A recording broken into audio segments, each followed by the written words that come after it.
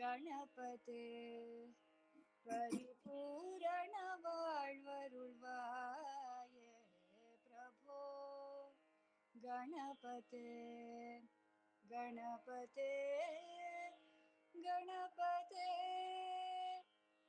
சாந்து வணங்கி துதி பாடி ஆடியுந்தன் சந்நிதி சரணடைந்தோமே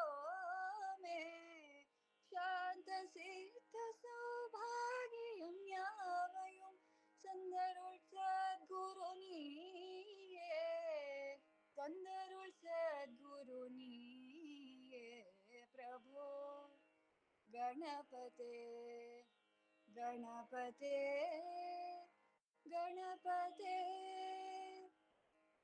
ಆದಿಮೂಲ ಗಣನಾಥ ಗಜಾನನ ಅದ್ಭುತದವಳ ಸ್ವರೂಪ ದೇವ ದೇವ ಜಯ ವಿಜಯ ವಿನಾಯಕ ಪವನ ಪರಿಮಳ ಚರಣ ಪವನ ಪರಿಮಳ ಚರಣ ಪ್ರಭು ಗಣಪತೆ ಗಣಪತೆ ಗಣಪತೆ ಪಾರ್ವತಿ ಬಾಲ ಅಪಾರ ಪರಾತ್ಪರ ಪರಮ ಭಾಗವ ಭವಧರಣ ಭಕ್ತ ಸುಮುಖ ಜಯ ಪ್ರಣವ ವಿನಾಯಕ ಚಿನ್ಮಯ ಪರ ಶಿವ ದೀಪ ಚಿನ್ಮಯ ಪರ ಶಿವ ದೀಪ ಪ್ರಭು ಗಣಪತೆ ಪರಿಪೂರಣ வாழ்வருள்வாயே ಪ್ರಭು ಗಣಪತೆ ಗಣಪತೆ ಗಣಪತೆ. ಥ್ಯಾಂಕ್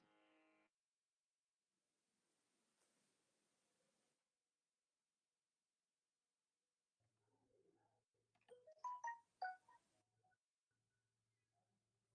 ಭಾರತಿ ವಸಿಷ್ಠ ಅವರಿಗೆ ಕೃತಜ್ಞತೆಗಳು. ಮೊದಲನೇದಾಗಿ ಗಣಪತಿಯಿಂದ ತಾವು ಪ್ರಾರಂಭ ಮಾಡಿದ್ದೀರಾ. ತಮ್ಮ ಸಂಗೀತ ಇವತ್ತೇ ನಾವು ಮೊದಲು ಕೇಳಿದ್ದು.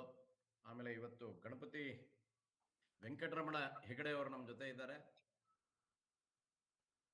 ಆಗ ಗಣಪತಿಯ ಬಗ್ಗೆ ಪ್ರಾರಂಭ ಮಾಡಿದ್ದು ಬಹಳ ಸಂತೋಷ ಆಯ್ತು ನನಗೆ. ಈಗ ಈ ತಿಂಗಳ ಕವಿ ಅಂತ ನಾವು ಆರಿಸಿರೋದ್ರಲ್ಲಿ ರಂಶ್ರೀ ಮುಗುಳಿ ಅವರ ಬಗ್ಗೆ ಒಂದೆರಡು ಮಾತುಗಳನ್ನು ಕೇಳೋಣ. ರಂಶ್ರೀ ಮುಗುಳಿ ಅವರು ನಮ್ಮ ಮನೆಯಿಂದ ಸುಮಾರು ಅರ್ಧ ಕಿಲೋಮೀಟರ್ ದೂರದಲ್ಲಿ ರಾಜಾಜಿನಗರ ಮೊದಲನೇ ಎನ್ ಬಡಾವಣೆಯಲ್ಲಿ ವಾಸ ಮಾಡ್ತಾ ಇದ್ರು. ಅವ್ರಿಗೆ ಆನಂದ ತೀರ್ಥ ಅಂತ ಮಗ, ಅವ್ರ ಸೊಸೆ BSNL ನಲ್ಲಿ ಕೆಲಸ ಮಾಡ್ತಾ ಇದ್ರು.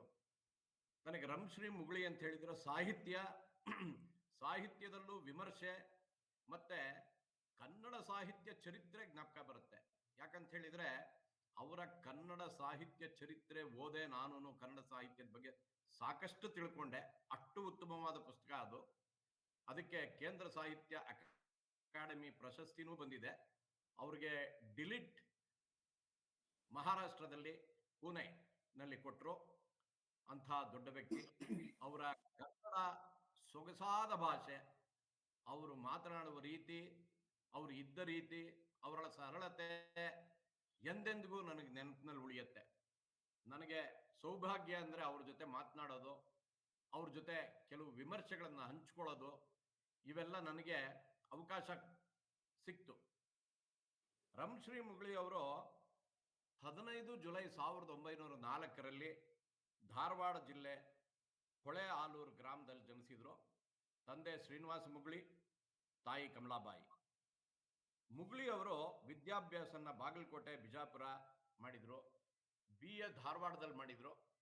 ಆಮೇಲೆ MA ಪದವಿನೂ ಕರ್ನಾಟಕ ಕಾಲೇಜಿನಲ್ಲಿ ಧಾರವಾಡದಲ್ಲಿ, ಆಮೇಲೆ BT ಪದವಿನ ಮಾಡಿದ್ರು. ಡಿಲೆಟ್ ಪೂನಾಯಿಂದ ಬಂತವ್ರಿಗೆ. ಕನ್ನಡ ಸಾಹಿತ್ಯ ಚರಿತ್ರೆ ಕೃತಿಗೆ ಇವ್ರಿಗೆ ಅಕಾಡೆಮಿ ಪ್ರಶಸ್ತಿ ಬಂತು. ಪ್ರಾಧ್ಯಾಪಕರಾಗಿ UGC ಗೌರವ ಪ್ರಾಧ್ಯಾಪಕರಾಗಿ, ನಿರ್ದೇಶಕರಾಗಿ ಸಂಸ್ಕೃತಿ ಇಲಾಖೆಯಲ್ಲಿ ಸೇವೆ ಸಲ್ಲಿಸಿದ್ರು. ಇವರ ಮುಖ್ಯವಾದ ಘಟ್ಟಗಳು ಜೀವನದಲ್ಲಿ ಸಾಂಗ್ಲಿಯಲ್ಲಿ ಅರುಣಕುಂಜ ಸ್ಥಾಪನೆಗೆ, ಜೀವನ ಪತ್ರಿಕೆಯ ಸಂಪಾದಕತ್ವಕ್ಕೆ ಕೇಂದ್ರ ಸಾಹಿತ್ಯ ಅಕಾಡೆಮಿ ಸದಸ್ಯತ್ವ 10 ವರ್ಷ ಇವರಿಗೆ ಕೊಟ್ಬಿಟ್ರು. 1 ವರ್ಷ 2 ವರ್ಷ ಅಲ್ಲ, 10 ವರ್ಷ ಇವರಿಗೆ ಸದಸ್ಯತ್ವವನ್ನು ಕೊಟ್ಟಿದ್ದಾರೆ. ಆಮೇಲೆ ಇವರಿಗೆ ಕೇಂದ್ರ ಸಾಹಿತ್ಯ ಪ್ರಶಸ್ತಿ ಬಂದಿದ್ದು 1957ರಲ್ಲಿ. ಕನ್ನಡ ಸಾಹಿತ್ಯ ಸಮ್ಮೇಳನ ತುಮಕೂರಿನಲ್ಲಿ ನಡೆದಾಗ ಇವರು ಅಧ್ಯಕ್ಷರಾಗಿದ್ದರು. ಇವರು ಮರಣ ಹೊಂದಿದ್ದು 1993ರಲ್ಲಿ. ಆಗ ನಾನು ಹಾಡ್ಲಿ ಶಾಖೆನಲ್ಲಿದ್ದೆ, ಸ್ಟೇಟ್ ಬ್ಯಾಂಕ್ ಆಫ್ ಮೈಸೂರಿನಲ್ಲಿ. ನಾನು ಇಲ್ಲಿಗೆ ಬಂದಿದ್ದೆ ಫೆಬ್ರವರಿ ತಿಂಗಳಲ್ಲಿ. ಇವರ ಕಾದಂಬರಿಗಳು ಬಾಳುರಿ, ಕಾರಣ ಪುರುಷ, ಅಗ್ನಿವರ್ಣ, ಅನ್ನ 4. ಕಥಾಗುಚ್ಛ ಅಂತೂ ಒಂದೇ. ಕನಸಿನ ಕೆಳದಿ, ನಾಟಕಗಳ 10, ಲಲಿತ ಪ್ರಬಂಧ 8, ಜೀವನ ಚರಿತ್ರೆ ಅರವಿಂದರ ಬಗ್ಗೆ, ಶಾಂತ ಕವಿ ಬಗ್ಗೆ, ಜೀವನ ರಸಿಕ, ಇವು 3 ಜೀವನ ಚರಿತ್ರೆ. ಅನುವಾದ ಕೃತಿಗಳು 2, ಇಂಗ್ಲಿಷ್ ಕೃತಿಗಳು 2, ಕಾವ್ಯ ಕವಿತೆ 8, ಸಾಹಿತ್ಯ ವಿಮರ್ಶೆ ರನ್ನ ಕವಿರತ್ನ, ಸಾಹಿತ್ಯೋಪಾಸನೆ, ತವನಿಧಿ, ಕನ್ನಡ ಸಾಹಿತ್ಯದಲ್ಲಿ ಸರಸ್ವತಿಯ ದರ್ಶನ, ಸಾಹಿತ್ಯ ವಿಮರ್ಶೆಯ ಮಾರ್ಗ ದರ್ಶನ, ವಿಮರ್ಶೆಯ ವ್ರತ. ಇವರ ವಿಮರ್ಶೆಗಳು ಸೊಗಸಾಗಿರುತ್ತೆ. ಇವರು ದ.ರಾ ಬೇಂದ್ರೆ ಬಗ್ಗೆ ವಿಮರ್ಶೆ ಮಾಡಿರೋ ಭಾಗನ್ನ ನೀವು ಓದಿದ್ರೆ ರೋಮಾಂಚನಗೊಳ್ತೀರಾ. ಯಾಕಂತ ಹೇಳಿದ್ರೆ ದ.ರಾ ಬೇಂದ್ರೆ ಇವರಿಗೆ ಅತ್ಯಂತ ಪ್ರಿಯರಾದವರು. ಇವರು ಧಾರವಾಡದಲ್ಲಿ ಬಹಳ ವರ್ಷ ಇದ್ದವರು. ಸಾಹಿತ್ಯ ಚರಿತ್ರೆಯಲ್ಲಿ ಕನ್ನಡ ಸಾಹಿತ್ಯ ಚರಿತ್ರೆ, ಕನ್ನಡ ಸಾಹಿತ್ಯದ ಇತಿಹಾಸ, ಪ್ರಾಚೀನ ಕನ್ನಡ ಸಾಹಿತ್ಯ ರೂಪಗಳು ಅಂತ ಇವರು ಪುಸ್ತಕಗಳನ್ನ 3 ಪ್ರಕಟಿಸಿದ್ದಾರೆ. ರಮ್ಶ್ರೀ ಮುಗುಳಿಯವರ ಸಮಗ್ರ ಸಾಹಿತ್ಯ 5 ಸಂಪುಟ ಇದೆ. ಕನ್ನಡ ಮತ್ತು ಸಂಸ್ಕೃತಿ ಇಲಾಖೆನವರು ಪ್ರಕಟಿಸಿದ್ದಾರೆ. ಇವರ ಕನ್ನಡ ಸಾಹಿತ್ಯ ಚರಿತ್ರೆ ನನಗೆ ಬಹಳ ಉಪಯೋಗ ಆಗಿದೆ. ಡಾಕ್ಟರ್ ರಮ್ಶ್ರೀ ಮುಗುಳಿ ಅವರ ಸಾಹಿತ್ಯ ರಂಗ ಬಹುರೂಪಿಯಾದುದು. ಇವರಿಗೆ ಸಾಹಿತ್ಯ ರಂಗ ಅಂತಾನೆ ಹೆಸರಿಟ್ಬಿಟ್ಟಿದ್ರು. ಕಾವ್ಯ, ಕಥೆ, ನಾಟಕ, ವಿಮರ್ಶೆ, ಸಾಹಿತ್ಯ ಚರಿತ್ರೆ, ಹೀಗೆ ವೈವಿಧ್ಯಮಯ ಸಾಹಿತ್ಯ ರಚನೆ ಮಾಡಿದ್ದಾರೆ. ಶತಮಾನದ 3-4ನೇ ದಶಕದಲ್ಲಿ ಉತ್ತರ ಕರ್ನಾಟಕದ ಧಾರವಾಡದಲ್ಲಿ ವರಕವಿ ಬೇಂದ್ರೆ ಅವರ ನಾಯಕತ್ವದಲ್ಲಿ ಸಾಹಿತ್ಯ ದೀಪನ್ನ ಬೆಳಗಿಸಿದವರಲ್ಲಿ ಇವರೊಬ್ರು. ಮನೆ ಮನೆಗೆ ತೆಗೆದುಕೊಂಡು ಹೋಗಿ ಕನ್ನಡನ್ನ ಸಾರಿದ್ದಾರೆ.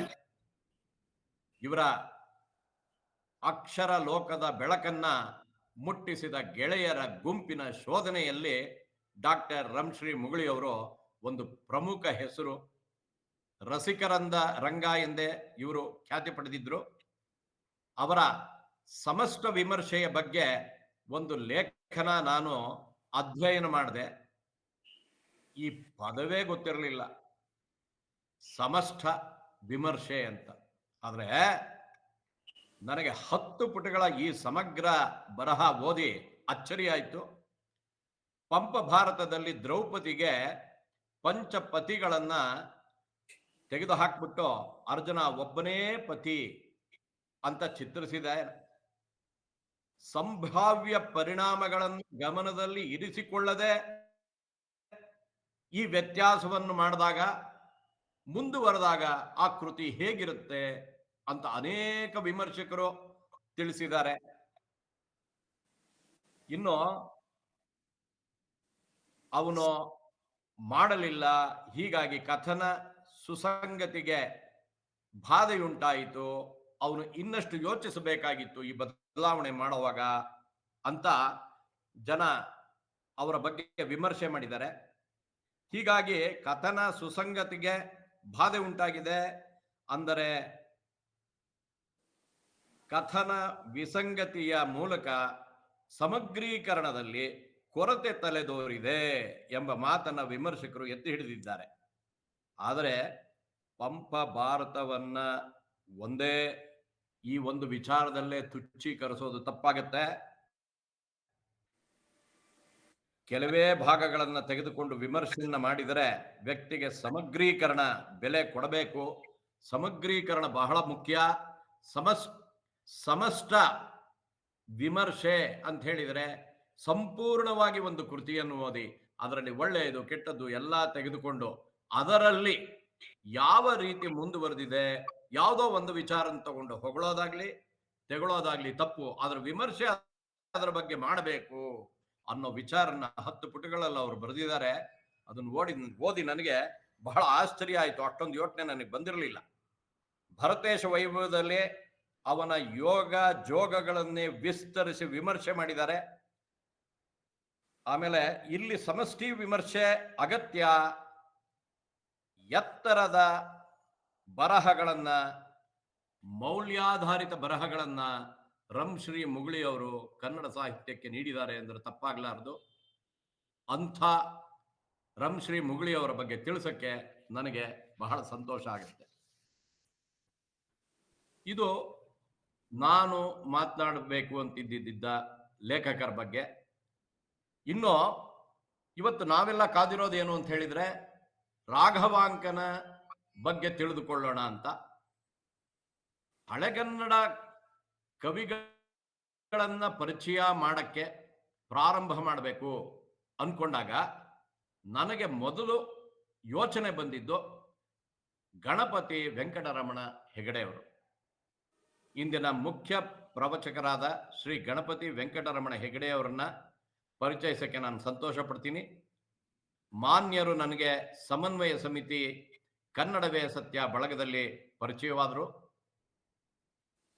ಇವರ ಮೇರು ಲೇಖನಗಳನ್ನು ಓದಿ ಸಂತಸಪಟ್ಟಿದ್ದೇನೆ, ಕಲಿತಿದ್ದೇನೆ. ಇವರು ಮೊಕ್ಕಾಂ ಮೂರೂರು ಪೋಸ್ಟ್, ಕುಮಟಾ ತಾಲೂಕು, ಉತ್ತರ ಕನ್ನಡ ಜಿಲ್ಲೆ. ಇವರ ಜನನ 23/8/1954. ವಿದ್ಯಾರ್ಹತೆ BSc B.Ed. ಅದರಿಂದ ಮೊದಲು ಅವರು ಪ್ರಾಧ್ಯಾಪಕರಾಗಿದ್ದರು 2 ವರ್ಷ. ಆಮೇಲೆ CIIB, ಅದು ಬ್ಯಾಂಕಿನ ಒಂದು ಪರೀಕ್ಷೆ. ಇವರ ವೃತ್ತಿ 2 ವರ್ಷ ಹೈಸ್ಕೂಲ್ ಅಧ್ಯಾಪಕರು. ನಂತರ ಭಾರತೀಯ ಸ್ಟೇಟ್ ಬ್ಯಾಂಕ್ನಲ್ಲಿ 37 ವರ್ಷ ಸೇವೆ ಸಲ್ಲಿಸಿದ್ದಾರೆ. ಸುಮಾರು ರಂಗಗಳಲ್ಲಿ, ಸುಮಾರು ಕ್ಷೇತ್ರಗಳಲ್ಲಿ, ಸುಮಾರು ಊರುಗಳಲ್ಲಿ. ಇವರ ಹವ್ಯಾಸ ತಾಳಮದ್ದಲೆ, ಅರ್ಥಧಾರಿ, ಸಾಹಿತ್ಯ, ಓದು ಬರಹ, ಕೃಷಿ, ಸಮಾಜ ಸೇವೆ. ಇವರ ಪ್ರಕಟಗೊಂಡ ಕೃತಿಗಳು ಅಪರಿಚಿತ ಪೌರಾಣಿಕ ಪಾತ್ರಗಳು. ಅಪರಿಚಿತವಾಗಿಯೇ ಉಳಿದು ಬಿಟ್ಟಿರುವಂತಹ ಪೌರಾಣಿಕ ಪಾತ್ರಗಳ ಬಗ್ಗೆ ಒಂದು ಪುಸ್ತಕವನ್ನು ಬರೆದಿದ್ದಾರೆ. ಮೂಲ ಕಥಾ ಸಂಕಲನ, ದ್ರೋಣ, ಮಾಂಡವಿ. ರಾಘವಾಂಕರ ಹರಿಶ್ಚಂದ್ರ ಕಾವ್ಯ ಕನ್ನಡಿಗರಿಗೆ ಚಿರಪರಿಚಿತ. ನಮ್ಮ ತಂದೆಗೆ ಬಹಳ ಅಚ್ಚುಮೆಚ್ಚು. ಅವರು ಬಹಳ ಓದ್ತಾ ಇದ್ರು ಅದನ್ನ. ಈ ಮೇರು ಕವಿಯ ಬಗ್ಗೆ ಮಾತನಾಡೋರು ಯಾರು? ನಾವು ಹಳೆಗನ್ನಡ ಕವಿಗಳ ಪರಿಚಯ ಪ್ರಾರಂಭಿಸಬೇಕಾದ್ರೆ ಯಾರಿಂದ ಪ್ರಾರಂಭಿಸಬೇಕು ಅಂತ ನನಗೆ ಯೋಚನೆ ಬಂದಾಗ ಹೆಗಡೆ ಅವರನ್ನ ನಾನು ಸಂಪರ್ಕಿಸಿದೆ. ಆಗ ಅವರು ತಕ್ಷಣಕ್ಕಾಗಲ್ಲ ಅಂತಂದ್ರು. ಆದ್ರೆ ಒಂದು ದಿನ ನನಗೆ ದೂರವಾಣಿ ಕೆರೆ ಬಂತು ಹೆಗಡೆ ಅವರಿಂದಲೇ. ಅವರೇ ಹೇಳಿದರು, ಜಗನ್ನಾಥ್, ನಾನು ಮುಂದಿನ ತಿಂಗಳು ಈ ವಿಚಾರವಾಗಿ ಪ್ರಸ್ತಾಪ ಮಾಡಬಹುದೇ?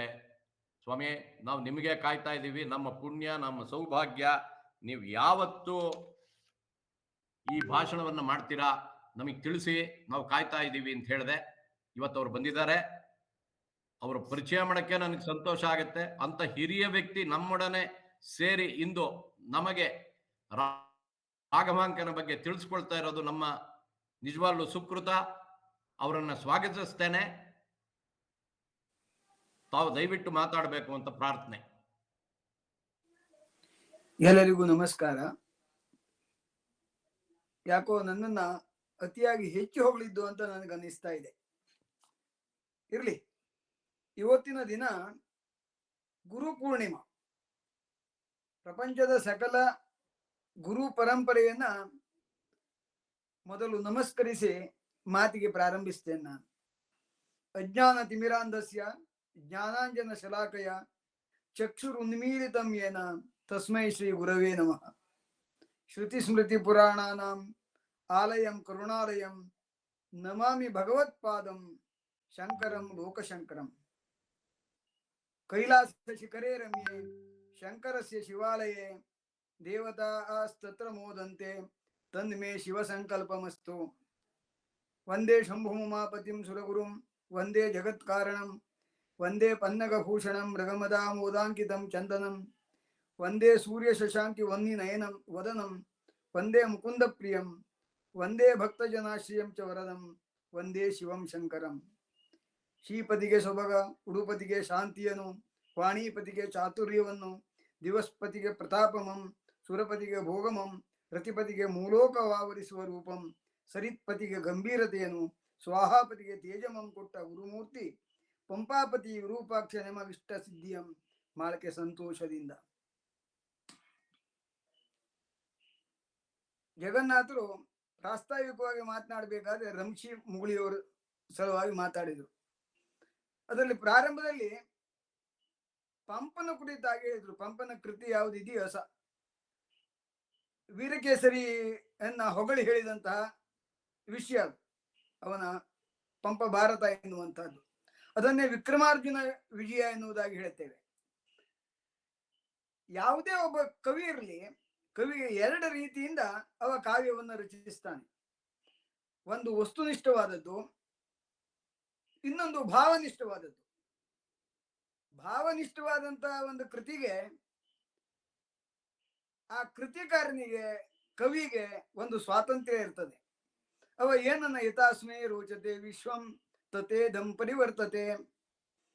ಅವನಿಗೆ ಯಾವ ರೀತಿ ಮನಸ್ಸಿನಲ್ಲಿ ಭಾವನೆಗಳು ಹುಟ್ಕೊಳ್ತಾವೆಯೋ ಅದೇ ರೀತಿಯಿಂದ ಅವ ಕಾವ್ಯವನ್ನ ಬರೀತಾ ಹೋಗ್ತಾನೆ. ಆದ್ದರಿಂದಲೇ ಕವಿರೇವ ಪ್ರಜಾಪತಿ ಅಂತ ಹೇಳಿದ್ದಾರೆ. ಅವನೇ ಪ್ರಜಾಪತಿ, ಅದರಲ್ಲಿ ಸೃಷ್ಟಿಸುವ ಅವನೇ. ಆದರೆ ವಸ್ತುನಿಷ್ಠವಾದಂತಹ ಕಾವ್ಯ ಅಂತ ನಾವು ಏನನ್ನು ಕರಿತೇವೆಯೋ ಅದಕ್ಕೆ ಪೂರ್ತಿಯಾದಂತಹ ಸ್ವಾತಂತ್ರ್ಯ ಈ ಕವಿಗೆ ಇಲ್ಲ. ಪೂರ್ತಿಯಾದ ಸ್ವಾತಂತ್ರ್ಯ ಅಂತ ಆದರೂ ಸ್ವಲ್ಪ ಮಟ್ಟಿಗೆ ಸ್ವಾತಂತ್ರ್ಯವನ್ನು ಅವ ಬಯಸ್ತಾನೆ ಮತ್ತು ಉಪಯೋಗಿಸ್ತಾನೆ. ಬಹುಶಃ ಸಂಸ್ಕೃತ ಇರಲಿ, ಕನ್ನಡ, ವಿಶೇಷವಾಗಿ ಸಂಸ್ಕೃತದಲ್ಲಿ ಈ ಕಾವ್ಯಗಳಲ್ಲಿಯೇ 100ಕ್ಕೆ 80ಕ್ಕೂ ಹೆಚ್ಚಿನ ಕಾವ್ಯಗಳು, ಕಾಳಿದಾಸ ಇರಲಿ, ಮಾಘ ಇರಲಿ, ಇಂತಹ ಸಂಸ್ಕೃತ ಕವಿಗಳ ಸಹಿತ ಮೂಲವಾಗಿ ಮಹಾಭಾರತ ಅಥವಾ ರಾಮಾಯಣವನ್ನೇ ತಮ್ಮ ಆಧಾರವಾಗಿ ಇಟ್ಕೊಂಡಿದ್ದಾರೆ. ಆದರೆ ತಮ್ಮದೇ ಆದಂತಹ ಪ್ರತ್ಯೇಕವಾದಂತಹ ವಿವರಣೆಯನ್ನ ತಮ್ಮದೇ ಅನಿಸಿಕೆಯಲ್ಲಿ ಕೊಟ್ಟಿದ್ದಾರೆ. ಕೆಲವೊಮ್ಮೆ ಅವರ ಅನಿಸಿಕೆ, ಕೆಲವೊಂದು ಬೇರೆ ಬೇರೆ ತಿರುವುಗಳು. ಜಗನ್ನಾಥರು ಹೇಳಿದ ಹಾಗೆ ಪಂಪ ಮೂಲ ಭಾರತಕ್ಕೆ ವಿಭಿನ್ನವಾದಂತಹ ಕಲ್ಪನೆಯನ್ನ ಒಡಮೂಡಿಸಿದ್ದಾನೆ. ಈ ಕಾವ್ಯವನ್ನ ಕೇವಲ ಕಥಾವಸ್ತು ಎನ್ನುವುದಕ್ಕಿಂತ ಅದರಲ್ಲಿಯ ವಿವರಣೆಗಳನ್ನು, ಅದರಲ್ಲಿಯ ಪದಬಂಧಗಳು, ಅದು ಪದ್ಯ ಆದದ್ದಿದ್ರೆ ಆ ಪದ್ಯದ ಬಿಗು, ಛಂದಸ್ಸು, ಇವುಗಳನ್ನೆಲ್ಲ ನಾವು ಅವಲೋಕನ ಮಾಡಬೇಕಾಗ್ತದೆ. ಅದಿಲ್ಲದೆ ಇದ್ರೆ ನಾವು ಆ ಕವಿಗೆ ಅಥವಾ ಕಾವ್ಯಕ್ಕೆ ಏನೋ ಒಂದು ಉಡುಗೊರೆ ಕೊಟ್ಟ ಹಾಗಾಗುವುದಿಲ್ಲ. ಈ ಪಂಪ, ರನ್ನ ಎಲ್ಲ ಎರಡು ರೀತಿಯ ಕಾವ್ಯವನ್ನು ಬರೆದಿದ್ದಾರೆ ನಮಗೆಲ್ಲ ಗೊತ್ತಿರುವ ಹಾಗೆ. ಒಂದು ಸಾಹಸ ಭೀಮ ವಿಜಯ ರನ್ನ ಬರೆದಿದ್ದು. ಅದೇ ರೀತಿ ಅರ್ಜುನನಿಗೆ ವಿಶೇಷಣವನ್ನು ಹೊಂದಿದಂತಹ ಪಂಪನ ಕೃತಿ. ಆದ್ರೆ ಅದನ್ನು ಬಿಟ್ಟು ಅವರು ಆಧ್ಯಾತ್ಮಿಕವಾದಂತಹ ಅಲೌಕಿಕವಾದಂತಹ ಕೃತಿಗಳನ್ನು ರಚಿಸಿದ್ದಾರೆ. ಅದು ಬೇರೆ. ಆದರೆ ಹೇಗೆ ಈ ಕಾವ್ಯಗಳನ್ನ ನಾವು ಅವಲೋಕಿಸುವಾಗ ಅದರ ಹಿನ್ನೆಲೆಯನ್ನ ಗಮನದಲ್ಲಿಟ್ಟುಕೊಂಡ್ರೆ ಅದರ ವಿಮರ್ಶೆ ಮಾಡಬಹುದು ನಾವು, ಮತ್ತು ಸಾಮಾಜಿಕವಾದಂತಹ ಪರಿಸರದಲ್ಲಿ ಅದನ್ನ ಹೇಗೆ ಅಳವಡಿಸಬಹುದು ಅಂತ ನಾವು ತಿಳ್ಕೊಳ್ಬಹುದು. ಈಗ ರಾಘವಾಂಕನ ಕಡೆ ಬರೋಣ ನಾವು, ಯಾಕಂದ್ರೆ ಉಳಿದಿದ್ರೆ ವಿಮರ್ಶೆ ಬೇಡ. ಈಗ ರಾಘವಾಂಕನು ಹಾಗೆ, ರಾಘವಾಂಕ ಸಹಿತ ಒಬ್ಬ ಭಾವಜೀವಿ, ಭಾವನಾಜೀವಿ. ಆದ್ರೆ ಈ ಹರಿಶ್ಚಂದ್ರ ಕಾವ್ಯ ಅನ್ನೋದು ಪ್ರಧಾನವಾದದ್ದು. ಯಾರಾದ್ರೂ ಈ ಪರೀಕ್ಷೆಯಲ್ಲಿ ರಾಘವಾಂಕ ಬರೆದದ್ದು ಯಾರು ಅಂತ 6 ಕೃತಿಗಳಿವೆ, ಉಳಿದದ್ದನ್ನ ರಾಘವಾಂಕನನ್ನು ಬಿಟ್ಟು ಉಳಿದ 5 ತೋರಿಸಿದ್ರೆ ಯಾರು ಅದಕ್ಕೆ ಟಿಕ್ ಹಾಕೋದಿಲ್ಲ. ಯಾಕಂದ್ರೆ ರಾಘವಾಂಕ ಅಂದ್ರೆ ಹರಿಶ್ಚಂದ್ರ ಕಾವ್ಯ, ಹರಿಶ್ಚಂದ್ರ ಕಾವ್ಯ ಅಂದ್ರೆ ರಾಘವಾಂಕ ಎನ್ನುವಷ್ಟರ ಮಟ್ಟಿಗೆ ಈ ರಾಘವಾಂಕನ ಜೀವನದಲ್ಲಿ ಹರಿಶ್ಚಂದ್ರ ಕಾವ್ಯ ಒಳ ಹೊಕ್ಕಿದೆ. ಈ ರಾಘವಾಂಕನ ಹರಿಶ್ಚಂದ್ರ ಕಾವ್ಯವನ್ನ ನಾವು ನೋಡುವಾಗ ಅದಕ್ಕೆ 3-4 ಹಿಂದಿನ ಕಥೆಯನ್ನು ಗಮನದಲ್ಲಿಟ್ಟುಕೊಳ್ಬೇಕು. ಅದಿಲ್ಲದೆ ಇದ್ರೆ ಸಾಧ್ಯ ಆಗುವುದಿಲ್ಲ. ಅದು ರಾಘವಾಂಕನಲ್ಲಿರುವಂತಹ ಅಸಾಮಾನ್ಯ ಪ್ರೌಢಿಮೆ, ಸಾಮರ್ಥ್ಯ. ಕೇವಲ ಭಾವನಿಷ್ಠವಾಗಿ ಬರೆಯಲಿಲ್ಲ. ಅವನ ಹರಿಶ್ಚಂದ್ರ ಕಾವ್ಯದಲ್ಲಿ ಈ ಸೂರ್ಯವಂಶಕ್ಕೆ ಸಂಬಂಧಪಟ್ಟಂತಹ ಹರಿಶ್ಚಂದ್ರ ಹೇಗೋ, ವಿಶ್ವಾಮಿತ್ರ ಮತ್ತು ವಶಿಷ್ಠರು ಬರ್ತಾರೆ. ಪ್ರಾರಂಭ ಆಗೋದೇ ಅಲ್ಲಿಂದ. ದೇವಲೋಕದ ಸಭೆ ಅದು. ದೇವಲೋಕದ ಸಭೆಯಲ್ಲಿ ವಿಶ್ವಾಮಿತ್ರ ಮತ್ತು ವಶಿಷ್ಠರು ಮುಖದಲ್ಲಿಯೇ 2 ಕಣ್ಣುಗಳ ಹಾಗೆ ಇರ್ತಾರೆ ಅಂತ. ಅಂದ್ರೆ ಅವರಿಬ್ಬರು ಅಷ್ಟು ಪ್ರಧಾನವಾಗಿ ಆ ದೇವಲೋಕದಲ್ಲಿ ವಿಜೃಂಭಿಸಿದ್ದಾರೆ ಅಂತ. ವಶಿಷ್ಠ ವಿಶ್ವಾಮಿತ್ರರು. ವಶಿಷ್ಠ ಮತ್ತು ವಿಶ್ವಾಮಿತ್ರಿಗೆ ವೈಯಕ್ತಿಕವಾದಂತಹ ಕೆಲವೊಂದು ಭಾವನೆಗಳ ವೈರುಧ್ಯ ಉಂಟು. ಅದನ್ನ ರಾಘವಾಂಕ ತನ್ನ ಹರಿಶ್ಚಂದ್ರ ಕಾವ್ಯದಲ್ಲಿ ಹೇಳಿದ್ದಾನೆ. ವಿಶ್ವಾಮಿತ್ರಿಗೆ ಸಿಟ್ಟು ಬರುವಂತಹ ಸನ್ನಿವೇಶದಲ್ಲಿ ಸಿಟ್ಟು ಬರಲಿಕ್ಕೆ ಕಾರಣವನ್ನ 3 ಹೇಳಿದ್ದಾನೆ ಅವ. ತೀವಿ ದೊಡ್ಡೋಲಗದ ನಡುವೆ ತನ್ನ ಮೊದಲು ಲೋವಿನ ನುಡಿಸದ ಭಾಷೆ ಒಂದು. ತನ್ನನ್ನ ಸಭೆಯಲ್ಲಿ ಮೊದಲು ಮಾತಾಡಿಸ್ಲಿಲ್ಲ ಅಂತ. ಯಾಕಂದ್ರೆ ಅವ ವಶಿಷ್ಠನಲ್ಲಿ ಕೇಳ್ತಾನೆ, ಈ ಸೂರ್ಯವಂಶದಲ್ಲಿ, ಈ ಭೂಮಿಯಲ್ಲಿ ಅತ್ಯಂತ ಪ್ರಾಮಾಣಿಕವಾಗಿ ಸತ್ಯಸಂಧನಾಗಿ ಆಳುವಂತ ಮಹಾರಾಜ ಯಾರು ಎನ್ನುವುದಾಗಿ. ವಿಶ್ವಾಮಿತ್ರರಿಗೆ ಅದಕ್ಕಾಗಿಯೇ ಸಿಟ್ಟು ಬರ್ತದೆ. ಇನ್ನೊಂದು, ವಶಿಷ್ಠ ಯಾವುದನ್ನು ನುಡಿದನದರಲ್ಲೆಂಬ ಭಾಷೆ. ವಶಿಷ್ಠರು ಏನನ್ನೇ ಹೇಳಿ ಅದರ ವಿರೋಧವಾಗಿ ಮಾತಾಡುವಂತಹ ಒಂದು ಗುಣ, ಪ್ರವೃತ್ತಿ ಆ ವಿಶ್ವಾಮಿತ್ರರಲ್ಲಿತ್ತು. ಅದು ಅವರ ದೌರ್ಬಲ್ಯವೇ. ಇನ್ನೊಂದು, ಅನಿಮಿತ್ತವಾದಂತಹ ವೈರ. ಯಾವುದೇ ನಿಮಿತ್ತ ಇಲ್ಲ ಅದಕ್ಕೆ. ಅವ್ರಿಗೆ ಹರಿಶ್ಚಂದ್ರನ ಮೇಲೆ ಯಾವುದೇ ಕಾರಣಕ್ಕಾಗಿ ವೈರ ಇರಲಿಲ್ಲ, ಹರಿಶ್ಚಂದ್ರನ ಮೇಲೆ ಇರಲಿಲ್ಲ. ಹಾಗೆ ನೋಡಿದ್ರೆ ಹರಿಶ್ಚಂದ್ರನ ತಂದೆಯಾದಂತ ತ್ರಿಶಂಕುವಿಗೆ ವಶಿಷ್ಠ ಬಿಟ್ಟ ತ್ರಿಶಂಕುವನ್ನ ಅವ ಉದ್ಧರಿಸಿದ್ದಾನೆ, ಅವನಿಗೆ ಒಂದು ಗತಿಯನ್ನ ಕಾಣಿಸಿದ್ದಾನೆ. ಹಾಗೆ ಹರಿಶ್ಚಂದ್ರನ ಮೇಲೆ ವೈಯಕ್ತಿಕವಾದ ಯಾವ ದ್ವೇಷವೂ ಇಲ್ಲ ಅವನಿಗೆ. ಆದ್ರೆ ಹರಿಶ್ಚಂದ್ರ ಒಬ್ಬ ಸತ್ಯಸಂಧ ಅಂತ ವಿಶ್ವಾಮಿತ್ರ ಹೇಳಿದ್ರಿಂದ ಅವನಿಗೆ ಸಿಟ್ಟು ಬಂತು. ಅದಕ್ಕೆ ಕಾರಣವೂ ನಮಗೆ ಈ ಉಪನಿಷತ್ನಲ್ಲೆಲ್ಲ ಸಿಗ್ತಾವೆ. ರಾಘವಾಂಕ ಅದನ್ನೆಲ್ಲ ತಿಳಿದುಕೊಂಡೇ ಇಲ್ಲಿ ಮಾತಾಡ್ಲಿಕ್ಕೆ ಹೊರಟಿದ್ದು. ಆ ವಿಷಯವನ್ನು ಹೇಳದೆ ಹರಿಶ್ಚಂದ್ರ ಹೇಗೆ ಅಸತ್ಯವಂತ ಅಂತ ವಿಶ್ವಾಮಿತ್ರ ಹೇಳಿದ ಅಂತ ನಮಗೆ ಗಮನಕ್ಕೆ ಬರೋದಿಲ್ಲ.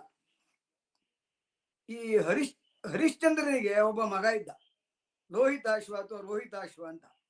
ಅವ ಹುಟ್ಟುವಾಗಲೇ ಜಲಭಯ ರೋಗ ಎನ್ನುವಂತ ಒಂದು ರೋಗದಿಂದ ಬಳಲ್ತಾನೆ. ಆ ಜಲಭಯ ರೋಗ ಎನ್ನುವುದು ವರುಣನಿಗೆ ಕೊಡುವಂತ, ಜಲಭಯ ಹೇಳಿದಾಗೆ ಆ ಜಲ ಇದ್ದದ್ರಿಂದ ವರುಣನಿಗೆ ಹೋಗುವಂತವ. ಆದ್ರೆ ಯಾವುದೋ ಕಾರಣಕ್ಕಾಗಿ ಹರಿಶ್ಚಂದ್ರನಿಗೆ ಅವನನ್ನು ಬಿಡ್ಲಿಕ್ಕೆ ಮನಸ್ಸು ಬರೋದಿಲ್ಲ. ಹುಟ್ಟಿದಾಗ ಅವನಿಗಾದ ತೊಂದರೆಯನ್ನ ನೋಡಿ ತಾನು ವರುಣನಿಗೆ ಕೊಡ್ತೇನೆ ಅಂತ ಮಾತಾಡ್ಬಿಡ್ತಾನೆ, ಅವ ಒಪ್ಕೊಂಡು ಬಿಡ್ತಾನೆ. ಆದ್ರೆ ಕ್ರಮೇಣವಾಗಿ ಮಗನನ್ನ ಬಿಡ್ಲಿಕ್ಕೆ ಮನಸ್ಸು ಬರೋದಿಲ್ಲ. ಈಗ ಮಾತ್ರ ಹುಟ್ಟಿದ್ದಾನೆ ಅಂತ ಹೇಳ್ತಾನೆ, ಆಮೇಲೆ ಈಗ ತಾನೇ ಮಾತಾಡ್ಲಿಕ್ಕೆ ಪ್ರಾರಂಭ ಮಾಡಿದ್ದಾನೆ ಅಂತ ಹೇಳ್ತಾನೆ, ಇನ್ನು ಉಪನಯನ ಆಗ್ಲಿಲ್ಲ ಅಂತ ಹೇಳ್ತಾನೆ. ಹೀಗೆ ಹೋಗ್ತಾ ಹೋಗ್ತಾ ಹೋಗ್ತಾ ಮಗ ಅರಣ್ಯಕ್ಕೆ ಹೋಗ್ಬಿಡ್ತಾನೆ. ಆ ಸಂದರ್ಭದಲ್ಲಿ ಅವನ ಬದಲಿಗೆ ಇನ್ನೊಬ್ಬನನ್ನ ಕೊಟ್ಟು ವರುಣನಿಗೆ ಕೊಡಬಹುದು ಎನ್ನುವುದು ಒಂದು ಶಾಸ್ತ್ರ ನಿಯಮ ಎನ್ನುವುದನ್ನು ಹುಡುಕೊಳ್ತಾನೆ ಅವನು. ಅದನ್ನು ಯಾರೋ ವೈದಿಕರು ಹೇಳಿರ್ತಾರೆ. ಈ ಧರ್ಮವೇ ಹಾಗೆ. ಈ ಧರ್ಮಶಾಸ್ತ್ರ ಎನ್ನುವುದಕ್ಕೆ ಇದಮಿತ್ತಮ್ ಅಂತಿಲ್ಲ. ಧರ್ಮಸ್ಯ ತತ್ವಂ ನಿಹಿತೋ ಗುಹಾಯಾಮ್. ಅದೊಂದು ಕ್ರಮ ಇದೆ ಅಂತ ಈ ವೈದಿಕರಲ್ಲಿ ಅದೊಂದು ಕ್ರಮ ಇದೆ. ಒಬ್ಬನನ್ನ ಬಲಿ ಕೊಡಬೇಕು ಅಂತಾದ್ರೆ ಅದಕ್ಕೆ ಹಣ ರೂಪವನ್ನ ಕೊಟ್ಟು ಅವನನ್ನ ಖರೀದಿ ಮಾಡಿದರೆ ಅವನು ಕೊಟ್ಟಾಗೆ ಆಯ್ತು ಅಂತ, ಆ ಮೌಲ್ಯಕ್ಕೆ ಸಂಬಂಧಪಟ್ಟದ್ದು ಅಂತ. ಹಾಗೆ ಯಾರು ಈ ರೋಹಿತಾಶ್ವನ ಬದಲಿಗೆ ಸಿಗ್ತಾರೆ ಅಂತ ಹುಡುಕ್ಲಿಕ್ಕೆ ಹೋದಾಗ ಒಬ್ಬ ಅಜಿಗರ್ತ ಮುನಿ ಹೇಳುವವ ಇರ್ತಾನೆ. ಅದೇ ಅರಣ್ಯದಲ್ಲಿ ಬರ್ತಾ ಇರ್ತಾನೆ. ಅತ್ಯಂತ ಬಡವ.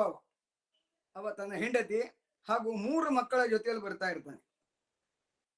ಅವರನ್ನು ನೋಡಿದಾಗ ಈ ರೋಹಿತಾಶ್ವನಿಗೆ ಒಂದು ಆಸೆ ಹುಟ್ಕೊಳ್ತದೆ. ಸರಿ, ಇವರಲ್ಲಿ ಯಾರಾದ್ರೂ ನಾನು ತೆಗೆದುಕೊಂಡು ನನ್ನ ಬದಲಿಗೆ ತಾನು ಅವರಿಗೆ ಗೋವುಗಳನ್ನು ಕೊಡಬಹುದು ಅಂತ. ಯಾಕೆಂದ್ರೆ ಗೋವು ಎನ್ನುವುದು ವಿಕ್ರಯಕ್ಕೆ ಸಂಬಂಧಪಟ್ಟಂತಹ ಮಧ್ಯದ ಸ್ಥಿತಿ ಇತ್ತು ಆ ಸಂದರ್ಭದಲ್ಲಿ.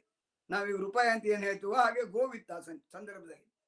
100 ಗೋವುಗಳನ್ನು ಕೊಟ್ಟು ತಕೊಳ್ಳಿಕ್ಕೆ, ಖರೀದಿ ಮಾಡ್ಲಿಕ್ಕೆ ಸಿದ್ಧನಾಗ್ತಾನೆ. ಆದ್ರೆ ಯಾರನ್ನ ಪಡೆಯುವುದು 3ರಲ್ಲಿ? ಅಜಿಗರ್ತ ಮುನಿಗೆ ಅವಶ್ಯಕತೆ ಇತ್ತು. ಯಾಕಂದ್ರೆ ದುಡ್ಡು ಸಿಕ್ಕಿದ್ರೆ 3 ಜನರಲ್ಲಿ 2 ಬದುಕಬಹುದು ಅನ್ನುವಂತ ಆಸೆ ಇತ್ತು ಅವನಿಗೆ. ಆದ್ರೆ ಹಿರಿಯನಾದವ ತನಗೆ ಬೇಕು ಅಂತ ತಂದೆ ಹೇಳ್ತಾನೆ, ಕಿರಿಯನಾದವ ತನಗೆ ಬೇಕು ಅಂತ ತಾಯಿ ಹೇಳ್ತಾಳೆ. ಹಾಗೆ ಮಧ್ಯದಲ್ಲಿರುವಂತಹ ಮಧ್ಯದ ಅಂತ ಶುನಶೇಪನನ್ನ ಇವ ಖರೀದಿ ಮಾಡಿ ಮನೆಗೆ ತಗೊಂಡು ಬರ್ತಾನೆ. ಮನೆಗೆ ಬಂದು ಯೂತಸ್ತಂಭ, ಅದು ಒಂದು ಯಜ್ಞ, ಅದು ಆ ಯಜ್ಞದಲ್ಲಿ ಅವನನ್ನೇ ಬಲಿ ಕೊಡಬೇಕಾಗ್ತದೆ, ಆ ರೋಹಿತಾಶ್ವನ ಬದಲಿಗೆ ಈಗ ಶುನಶೇಪ ಬಂದ. ಶುನಶೇಪನನ್ನ ಯೂತಸ್ತಂಭಕ್ಕೆ ಕಟ್ಟಿ ಅವನನ್ನ ಕಡಿಬೇಕಾದವರು ಯಾರು ಅಂತ ಕೇಳಿದಾಗ ಅವನ ತಂದೆ ಕಡಿಯುವಂತಹ ಹಂತದಲ್ಲಿ ವಿಶ್ವಾಮಿತ್ರರು ಬರ್ತಾರೆ. ವಿಶ್ವಾಮಿತ್ರರು ಬಂದವರಿಗೆ ಅವರಿಗೆ ಬಹಳ ನೋವಾಯಿತು. ವಿಶ್ವಾಮಿತ್ರರು ವರುಣಸ್ತವ ಅಂತ ವರುಣನನ್ನ ಪೂಜೆ ಮಾಡುವಂತಹ ಒಂದು ಮಂತ್ರವನ್ನು ಉಪದೇಶ ಮಾಡ್ತಾರೆ. ಆ ಉಪದೇಶ ಮಾಡಿದಾಗ ವರುಣ ಸ್ವತಃ ಅಲ್ಲಿ ಪ್ರತ್ಯಕ್ಷನಾಗಿ, ಬೇಡಪ್ಪ, ನೀ ಏನು ಮಾತಾಡಿದ್ಯೋ ಅದು ನನಗೆ ಸಂದಿದೆ, ಈಗ ನನಗೇನು ಬೇಸರ ಇಲ್ಲ, ನೀನು ಏನನ್ನು ನನಗೆ ಕೊಟ್ಟಿದ್ಯೋ ಅದನ್ನು ಇಲ್ಲದೇನೆ ನಾನು ಸ್ವೀಕಾರ ಮಾಡ್ತೇನೆ ಅಂತ ಅವನನ್ನ ಬದುಕಿಸ್ತಾನೆ. ಆವಾಗ ಒಂದು ಸಂದರ್ಭ ಬರ್ತದೆ, ಅವ ಎಲ್ಲಿ ಹೋಗ್ಬೇಕು ಅಂತ. ಈಗ ಖರೀದಿಯಾದದ್ದು ಮುಗಿಯಿತು, ಅಜೀಗರ್ತ್ನಿಂದ ಅವ ಬಿಡುಗಡೆ ಹೊಂದಿದ್ದಾನೆ. ಇಲ್ಲಿ ಹರಿಶ್ಚಂದ್ರನಿಂದ ವಧಿಸಲ್ಪಡ್ಲಿಕ್ಕೆ ಹೊರಟವ, ಅವನು ಬಿಟ್ಟಿದ್ದಾನೆ. ಆದ್ರೆ ಅದೊಂದು ಶಾಸ್ತ್ರಕ್ಕೆ ಹೋಗಿದ್ರು ಒಂದು ನಿರ್ಣಯಕ್ಕೆ ಬಂದ್ರು, ಆ ಮಗು ಶುನಶೇಪ ಯಾರ ಬದಿಯಲ್ಲಿ ಹೋಗ್ತಾನೆಯೋ ಅವನೇ ರಕ್ಷಕರು ಅಂತ. ಅವ ಈ ವಿಶ್ವಾಮಿತ್ರನ ಕಾಲ ಮೇಲೆ ಹೋಗಿ ಕುಳಿತುಕೊಳ್ತಾನೆ. ಆದ್ದರಿಂದ ವಿಶ್ವಾಮಿತ್ರನೇ ಅವನ ತಂದೆ ಅಂತ ಆಯ್ತು. ಈ ವಿಶ್ವಾಮಿತ್ರ ಎನ್ನುವರು ಒಬ್ರು ಗೋತ್ರ ಪ್ರವರ್ತಕರು. ಅವರ ಗೋತ್ರದಲ್ಲಿ ವಿಶ್ವಾಮಿತ್ರ ಆದ ನಂತರ ವಿಶ್ವಾಮಿತ್ರ, ದೇವರಾತ ಅಂತ ಬರ್ತದೆ. ಆ ದೇವರಾತ ಎನ್ನುವವನೇ ಈ ಶುನಶೇಪ. ಹೀಗೆ ವಿಶ್ವಾಮಿತ್ರರಿಗೆ ಆ ಶುನಶೇಪನ ಮೇಲೆ ಹೇಗೆ ಪ್ರೀತಿ ಇತ್ತೋ, ಈ ಹರಿಶ್ಚಂದ್ರನ ಮೇಲೆ ಸ್ವಲ್ಪ ಸಿಟ್ಟಿತ್ತು. ಸ್ವಲ್ಪ ಸಿಟ್ಟು ಎನ್ನುವುದಕ್ಕಿಂತ ಬೇಸರ. ಹಾಗೆ ಈ ವಶಿಷ್ಠರ ಮೇಲೂ ಅವರಿಗೆ ಸಿಟ್ಟಿತ್ತು. ಯಾವುದೇ ಕಾರಣಕ್ಕಾಗಿ ವಶಿಷ್ಠರು ವಿಶ್ವಾಮಿತ್ರರನ್ನ ಬ್ರಹ್ಮರ್ಷಿ ಅಂತ ಹೇಳ್ಕೊಳ್ಳಿಕ್ಕೆ ಸಾಧ್ಯ ಇರಲಿಲ್ಲ. ಬಹುಶಃ ಎಲ್ಲರಿಗೂ ಗೊತ್ತಿದ್ದ ಕಥೆ ಇದು. ಆದರೂ ವಶಿಷ್ಠರ ಮೇಲೆ ಸಿಟ್ಟು ಯಾಕೆ ಎನ್ನುವುದನ್ನ ಈ ವಿಶ್ವಾಮಿತ್ರ ಎನ್ನುವರು ಬ್ರಹ್ಮರ್ಷಿ ಆಗ್ಲಿಕ್ಕೆ ಯಾಕೆ ಹೊರಟರು ಎನ್ನುವುದರಿಂದ ಪ್ರಾರಂಭ ಮಾಡ್ಬೇಕು ನಾವು. ಮುಂಚೆ ಒಬ್ಬ ರಾಜಮಂತದವ, ಗಾದಿರಾಜ, ಕುಶಿಕ ಅಂತ. ಅವ ಕುಶಿಕ ವಂಶದವಾದದ್ರಿಂದ ಕೌಶಿಕ ಅಂತ ಇತ್ತು ಅವನಿಗೆ. ಅವ ಈ ವಶಿಷ್ಠರ ಆಶ್ರಮಕ್ಕೆ ಬಂದಾಗ ಅಲ್ಲಿ ನಂದಿನಿ ಇರ್ತದೆ, ಕಾಮದೇವನ ಮಗಳು. ಆ ರಾಜ ಬಂದಾಗ ಆ ರಾಜ, ಅವನ ಸೈನಿಕರು, ಪರಿವಾರ ಇದಕ್ಕೆಲ್ಲ ಆಹಾರವನ್ನು ಒದಗಿಸಿಕೊಟ್ಟಾಗ ಅವನಿಗೆ ಬಹಳ ಸಂತೋಷ ಆಯ್ತು. ಇದಕ್ಕೆ ಕಾರಣ ನಂದಿನಿ ಅಂತ ಆದ್ರಿಂದ ಅದನ್ನೇ ಕೊಡ್ಲಿಕ್ಕೆ ಕೇಳ್ತಾನೆ. ಅವಾಗ ವಶಿಷ್ಠ ಕೊಡೋದಿಲ್ಲ. ಬಂದಾಗ ಒಂದು ರೀತಿಯ ಯುದ್ಧವೇ ಆಗ್ತದೆ. ಆದರೆ ವಶಿಷ್ಠರು ಮುಂದೆ ಒಂದು ಮಂತ್ರದಂಡವನ್ನ ಇಡ್ತಾರೆ. ಆ ಮಂತ್ರದಂಡ ಈ ವಿಶ್ವಾಮಿತ್ರ ಉಪಯೋಗಿಸಿದಂತ ಎಲ್ಲ ಶಸ್ತ್ರಾಸ್ತ್ರಗಳನ್ನ ನುಂಗು ಬಿಡ್ತಾರೆ. ಆಗ ವಿಶ್ವಾಮಿತ್ರ ಹೇಳ್ತಾನೆ, ಧಿಕ್ ಬಲಂ ಕ್ಷತ್ರಿಯ ಬಲಂ ಬ್ರಹ್ಮ ತೇಜೋ ಬಲಂ. ಆದ್ರಿಂದ ತಾನು ಬ್ರಹ್ಮ ತೇಜದಿಂದ ಮೆರೀಬೇಕು, ಬ್ರಹ್ಮರ್ಷಿ ಆಗಬೇಕು ಎನ್ನುವ ಕಾರಣಕ್ಕಾಗಿ ತಪಸ್ಸಿಗೆ ಹೊರಡ್ತಾನೆ. ಆದ್ರೂ ಇಲ್ಲಿ ಅನ್ಕೊಂಡು ಬ್ರಹ್ಮರ್ಷಿ ಆಗ್ಲಿಕ್ಕೆ ಸಾಧ್ಯ ಆಗ್ಲಿಲ್ಲ. ಇದು ಮೇನಕೆಯ ಕಥೆ ಎಲ್ಲ ಗೊತ್ತಿದ್ದದ್ದೇ. ಅವನ ತಪಸ್ಸನ್ನ ಭಂಗಪಡಿಸಲಿಕ್ಕೆ ಎಷ್ಟೋ ಘಟನೆಗಳು ನಡೆಯುತ್ತವೆ. ಆದ್ರೆ ಎಲ್ಲಿಯೂ ಅವ ಯಶಸ್ವಿ ಆಗುವುದಿಲ್ಲ. ಆದ್ರೆ ಆಮೇಲೆ ಪುನಃ ಅದಕ್ಕೆ ಪ್ರಯತ್ನ ಪಡ್ತಾನೆ. ಕೊನೆಯಲ್ಲಿ ವಶಿಷ್ಠರಿಂದ ಅವ ಬ್ರಹ್ಮರ್ಷಿ ಅಂತ ಹೇಳಿಸ್ಕೊಳ್ತಾನೆ. ಆದ್ರೆ ಇದು ಮಧ್ಯಂತರದಲ್ಲಿ ನಡೆದಂತಹ ಘಟನೆ. ಆದ್ರಿಂದಲೇ ಅವನಿಗೆ ವಶಿಷ್ಠರ ಮೇಲೆ ಸಿಟ್ಟು. ಈ ಕಾರಣಕ್ಕಾಗಿ ಅವ ವಶಿಷ್ಠರಲ್ಲಿ ಹೇಳ್ತಾನೆ, ಇಲ್ಲ, ನನಗೆ ಗೊತ್ತು, ಈ ಹರಿಶ್ಚಂದ್ರ ಎನ್ನುವವ ಅನರ್ಥವನ್ನು ಹೇಳಿದವ, ಅಸತ್ಯವನ್ನು ಹೇಳಿದವ.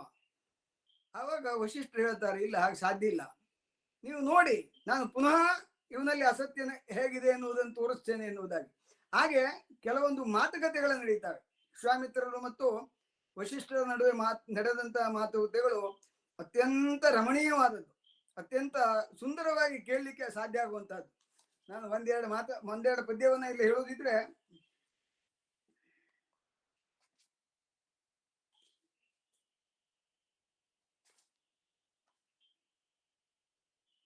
ಟಿವಿ ದೊಡ್ಡೋಲಗದ ನಡುವೆ ತನ್ನ ಮೊದಲಳು ನುಡಿಸದ ಕೋಪ ಒಂದ ವಶಿಷ್ಠ ಮುನಿ ಯಾವುದಂ ಪೀಳದ ನಲ್ಲೆಂಬ ಭಾಷೆ ಎರಡಖಿಲ ಜೀವಾವಳಿಯಲಿ ಭಾವಿ ಪಡೆ ಕುಂದನಲ್ಲದೆ ಲೇಸ ಕಾಣದಿಯ ಭಾವ ಮುಪ್ಪುರುಗೊಂಡು ಕುಡುವರುದು ಕುಡುಗೋಪ ವಾವರಿಸಿ ಕೌಶಿಕಂ ನಿಂದು ನಿಲ್ಲು ನುಡಿಯಬೇಡೆಂದು ಜರೆದಿಂತೆಂದನು.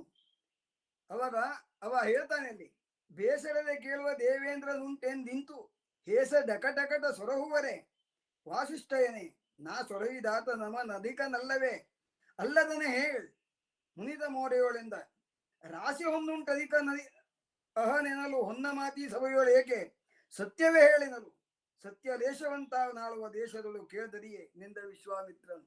ಅಂದ್ರೆ ಯಾವುದೇ ಕಾರಣಕ್ಕಾಗಿ ಹರಿಶ್ಚಂದ್ರ ಎನ್ನುವ ಸತ್ಯವಂತ ಅಂತ ವಶಿಷ್ಠ ಹೇಳಿದಾಗ ನೀನ್ ಹಾಗೆ ಹೇಳ್ಬೇಡ, ಅವನಲ್ಲಿ ರಾಶಿ ಹೊನ್ನುಂಟು, ಅವ ರಾಜ ಮಹಾರಾಜ, ನಿಮ್ಮ ವಶಿಷ್ಠ ಎನ್ನುವಂತ ನಿಮ್ಮ ವಂಶ ಇದೆಯಲ್ಲ, ವಂಶ ಪರಂಪರೆ, ಅದಕ್ಕೆ ಯಾವಾಗೂ ಅವನು ಸಲಹತಾನೆ ಎನ್ನುವ ಸಲುವಾಗಿ ಆ ಕಾರಣಕ್ಕಾಗಿ ನೀನು ಅವನನ್ನು ಹೊಗಳ್ತೀಯ ಅಂತ ಹೇಳಿದಾಗ ವಶಿಷ್ಠ ಆಗಿಲ್ಲ ಅಂತ ಹೇಳ್ತಾನೆ. ಮಾತಿಗೆ ಮಾತು ಬೆಳೀತದೆ. ಆವಾಗ ಯಾವುದೇ ಕಾರಣಕ್ಕಾಗಿ ಹರಿಶ್ಚಂದ್ರನನ್ನ ನಾನು ಸಟೆ ಆಡುವವ ಅಲ್ಲ, ಅನೃತವನ್ನೇ ಹೇಳುವವ ಅಂತ ಹೇಳಿಸ್ತೇನೆ ಅಂತ ಹೇಳ್ತಾನೆ. ಆಗ ವಶಿಷ್ಠನಿಗೂ ಸಿಟ್ಟು ಬರ್ತದೆ. ಬಹುಶಃ ವಶಿಷ್ಠನಿಗೆ ಸಿಟ್ಟು ಬಂದಂತ ಘಟನೆಗಳು ಈ ಇತಿಹಾಸದಲ್ಲಿ ಎಲ್ಲೂ ಕಾಣಿಸ್ತಾ ಇಲ್ಲ ನಮ್ಗೆ.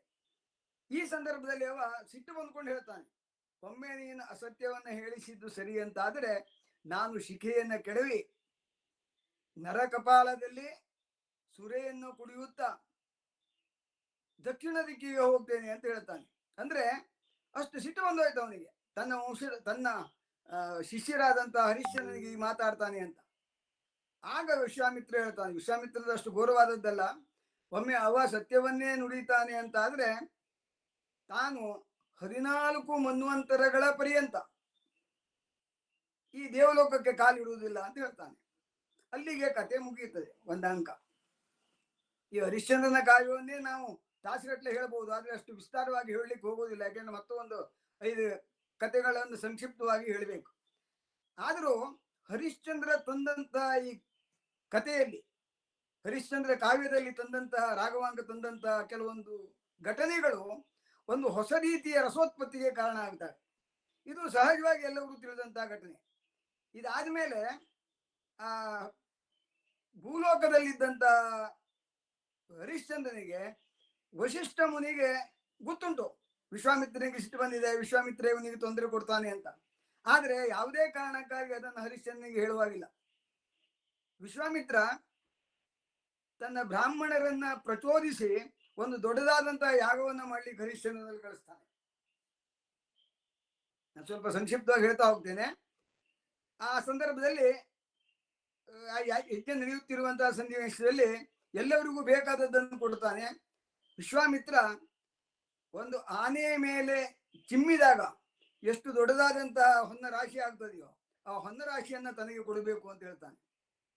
ಅಡ್ಡಿಲ್ಲ ಅಂತ ಹೇಳ್ತಾನೆ. ಅದೇನು ದೊಡ್ಡ ವಿಶೇಷವಾದದ್ದಲ್ಲ, ಒಬ್ಬ ರಾಜ್ಞಿಗೆ ಎಷ್ಟೋ ಸಂಪತ್ತಿರ್ತದೆ, ಆ ಸಂಪತ್ತೇನು ಖರ್ಚಾಗುವಂಥದ್ದಲ್ಲ. ಈ ಸಣ್ಣ ಸಣ್ಣ ದಾನದಿಂದೆಲ್ಲ ಅದು ಸಾಗರೋಪಾದಿಯದ್ದು, ಕೈಲಾಸ ಪರ್ವತದಂತಹ ಮೇರು ಪರ್ವತದಂತಹ ದೊಡ್ಡದು. ಅಡ್ಡಿಲ್ಲ ಅಂತ ಹೇಳ್ತಾನೆ. ಆದ್ರೆ ಅದನ್ನು ತಗೊಳ್ಳೋದಿಲ್ಲ ಅವ ವಿಶ್ವಾಮಿತ್ರ. ಇದು ನಿನ್ನಲ್ಲೇ ಇರ್ಲಿ, ನಾನು ಬೇಕಾದಾಗ ಪಡೀತೇನೆ ಅಂತ. ಈ ಕೈಕೇಯಿ ದಶರಥನಲ್ಲಿ ಹೇಳಿದಾಗೆ, ದಶರಥ ಕೈಕೇಯಿಗೆ ಹಾಗೆ ಅಂತೆ, ವರ ಕೊಟ್ಟಾಗ ಈಗ ಬೇಡ ಅಂತ ಹೇಳಿದ್ದಂತೆ. ಆದ್ರೆ ಅವಳು ಆಮೇಲೆ ತೆಗೆದುಕೊಂಡಂತ ವರದಿಂದ ಎಂತ ಉತ್ಪಾತಗಳಾಯ್ತು ಅಂತ ಪ್ರಪಂಚಕ್ಕೆಲ್ಲ ಗೊತ್ತು. ಬಹುಶಃ ಇವನದು ಹಾಗೆ, ಇವ ಕಡೆಗೆ ಪಡೆದಕ್ಕ ಸನ್ನಿವೇಶವನ್ನ ಆಮೇಲೆ ಬರ್ತದೆ ಅದು. ಅಡ್ಡಿಲ್ಲ ಅಂತ ಹೇಳ್ತಾನೆ. ಆಯ್ತು, ಒಂದು ಹಂತ ಮುಗಿಯಿತು.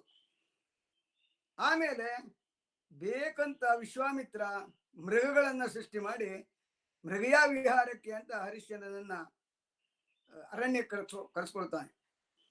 ಆ ಸಂದರ್ಭದಲ್ಲಿ ಸೂಕ್ಷ್ಮವಾಗಿ ವಶಿಷ್ಠ ಹೇಳ್ತಾನೆ ಅವನಿಗೆ, ಇಲ್ಲ ನೀನು ಹೋಗಬೇಡ, ಅಲ್ಲಿ ವಿಶ್ವಾಮಿತ್ರ ಆಶ್ರಮಕ್ಕೆ ಹೋಗಬೇಡ ಅಂತ.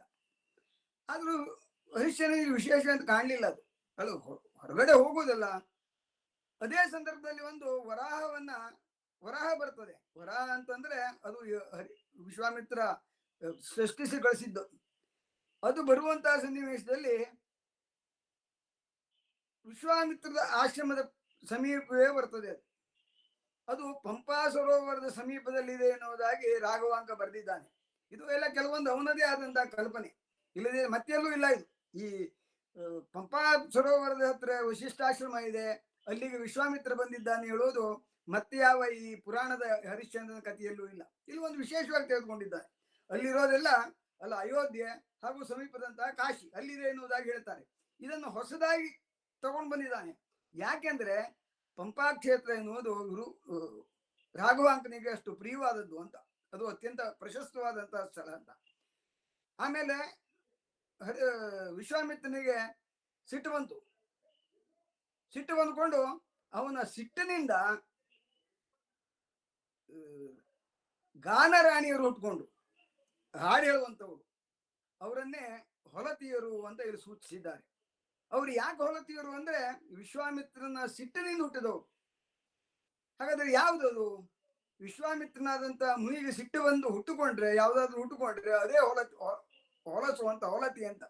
ಮುನಿಗೆ ಹೊಲೆ ಯಾವುದತಿ ಕೋಪ ಬದ್ಧದ್ವೇಷ ಮತ್ತು ಸಿಟ್ಟು ಅದೆರಡು ಮುನಿಯಾದವನಿಗೆ ಹೊಲತಿಗೆ ಕಾರಣವಾದದ್ದು ಅಂತ. ಇಲ್ಲಿ ಅತ್ಯಂತ ಸುಂದರವಾಗಿ ಧರ್ಮಾಧರ್ಮದ ಸೂಕ್ಷ್ಮತೆಯನ್ನ ರಾಘವಾಂಕ ಈ ಕೃತಿಯಲ್ಲಿ ಹೇಳಿದಾನೆ. ಆ ಗಣಿಕೆಯರು ಬರ್ತಾರೆ ಹರಿಶ್ಚಂದ್ರನಲ್ಲಿ, ನೃತ್ಯ ಮಾಡ್ತಾರೆ. ಆ ಹರಿಶ್ಚಂದ್ರನಿಗೂ ಬಹಳ ಆಯಾಸ ಆಗಿತ್ತು, ಒಂಥರ ಬೇಸರನೂ ಇತ್ತು. ದೇವರೇ ತನ್ನನ್ನು ಎಲ್ಲಿ ಇಲ್ಲಿ ಈ ವಶಿಷ್ಠರು ಹೇಳಿದ್ರು ನಾನು ಬಂದಲ್ಲ ಇಲ್ಲಿ ಎನ್ನುವ ಬೇಸರ ಇತ್ತು ಅವನಿಗೆ.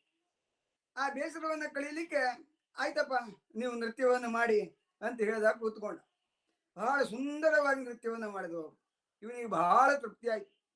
ತೃಪ್ತಿ ಆಯ್ಕೊಂಡು ಒಂದು ಮಾತನ್ನು ಹೇಳ್ತಾನೆ.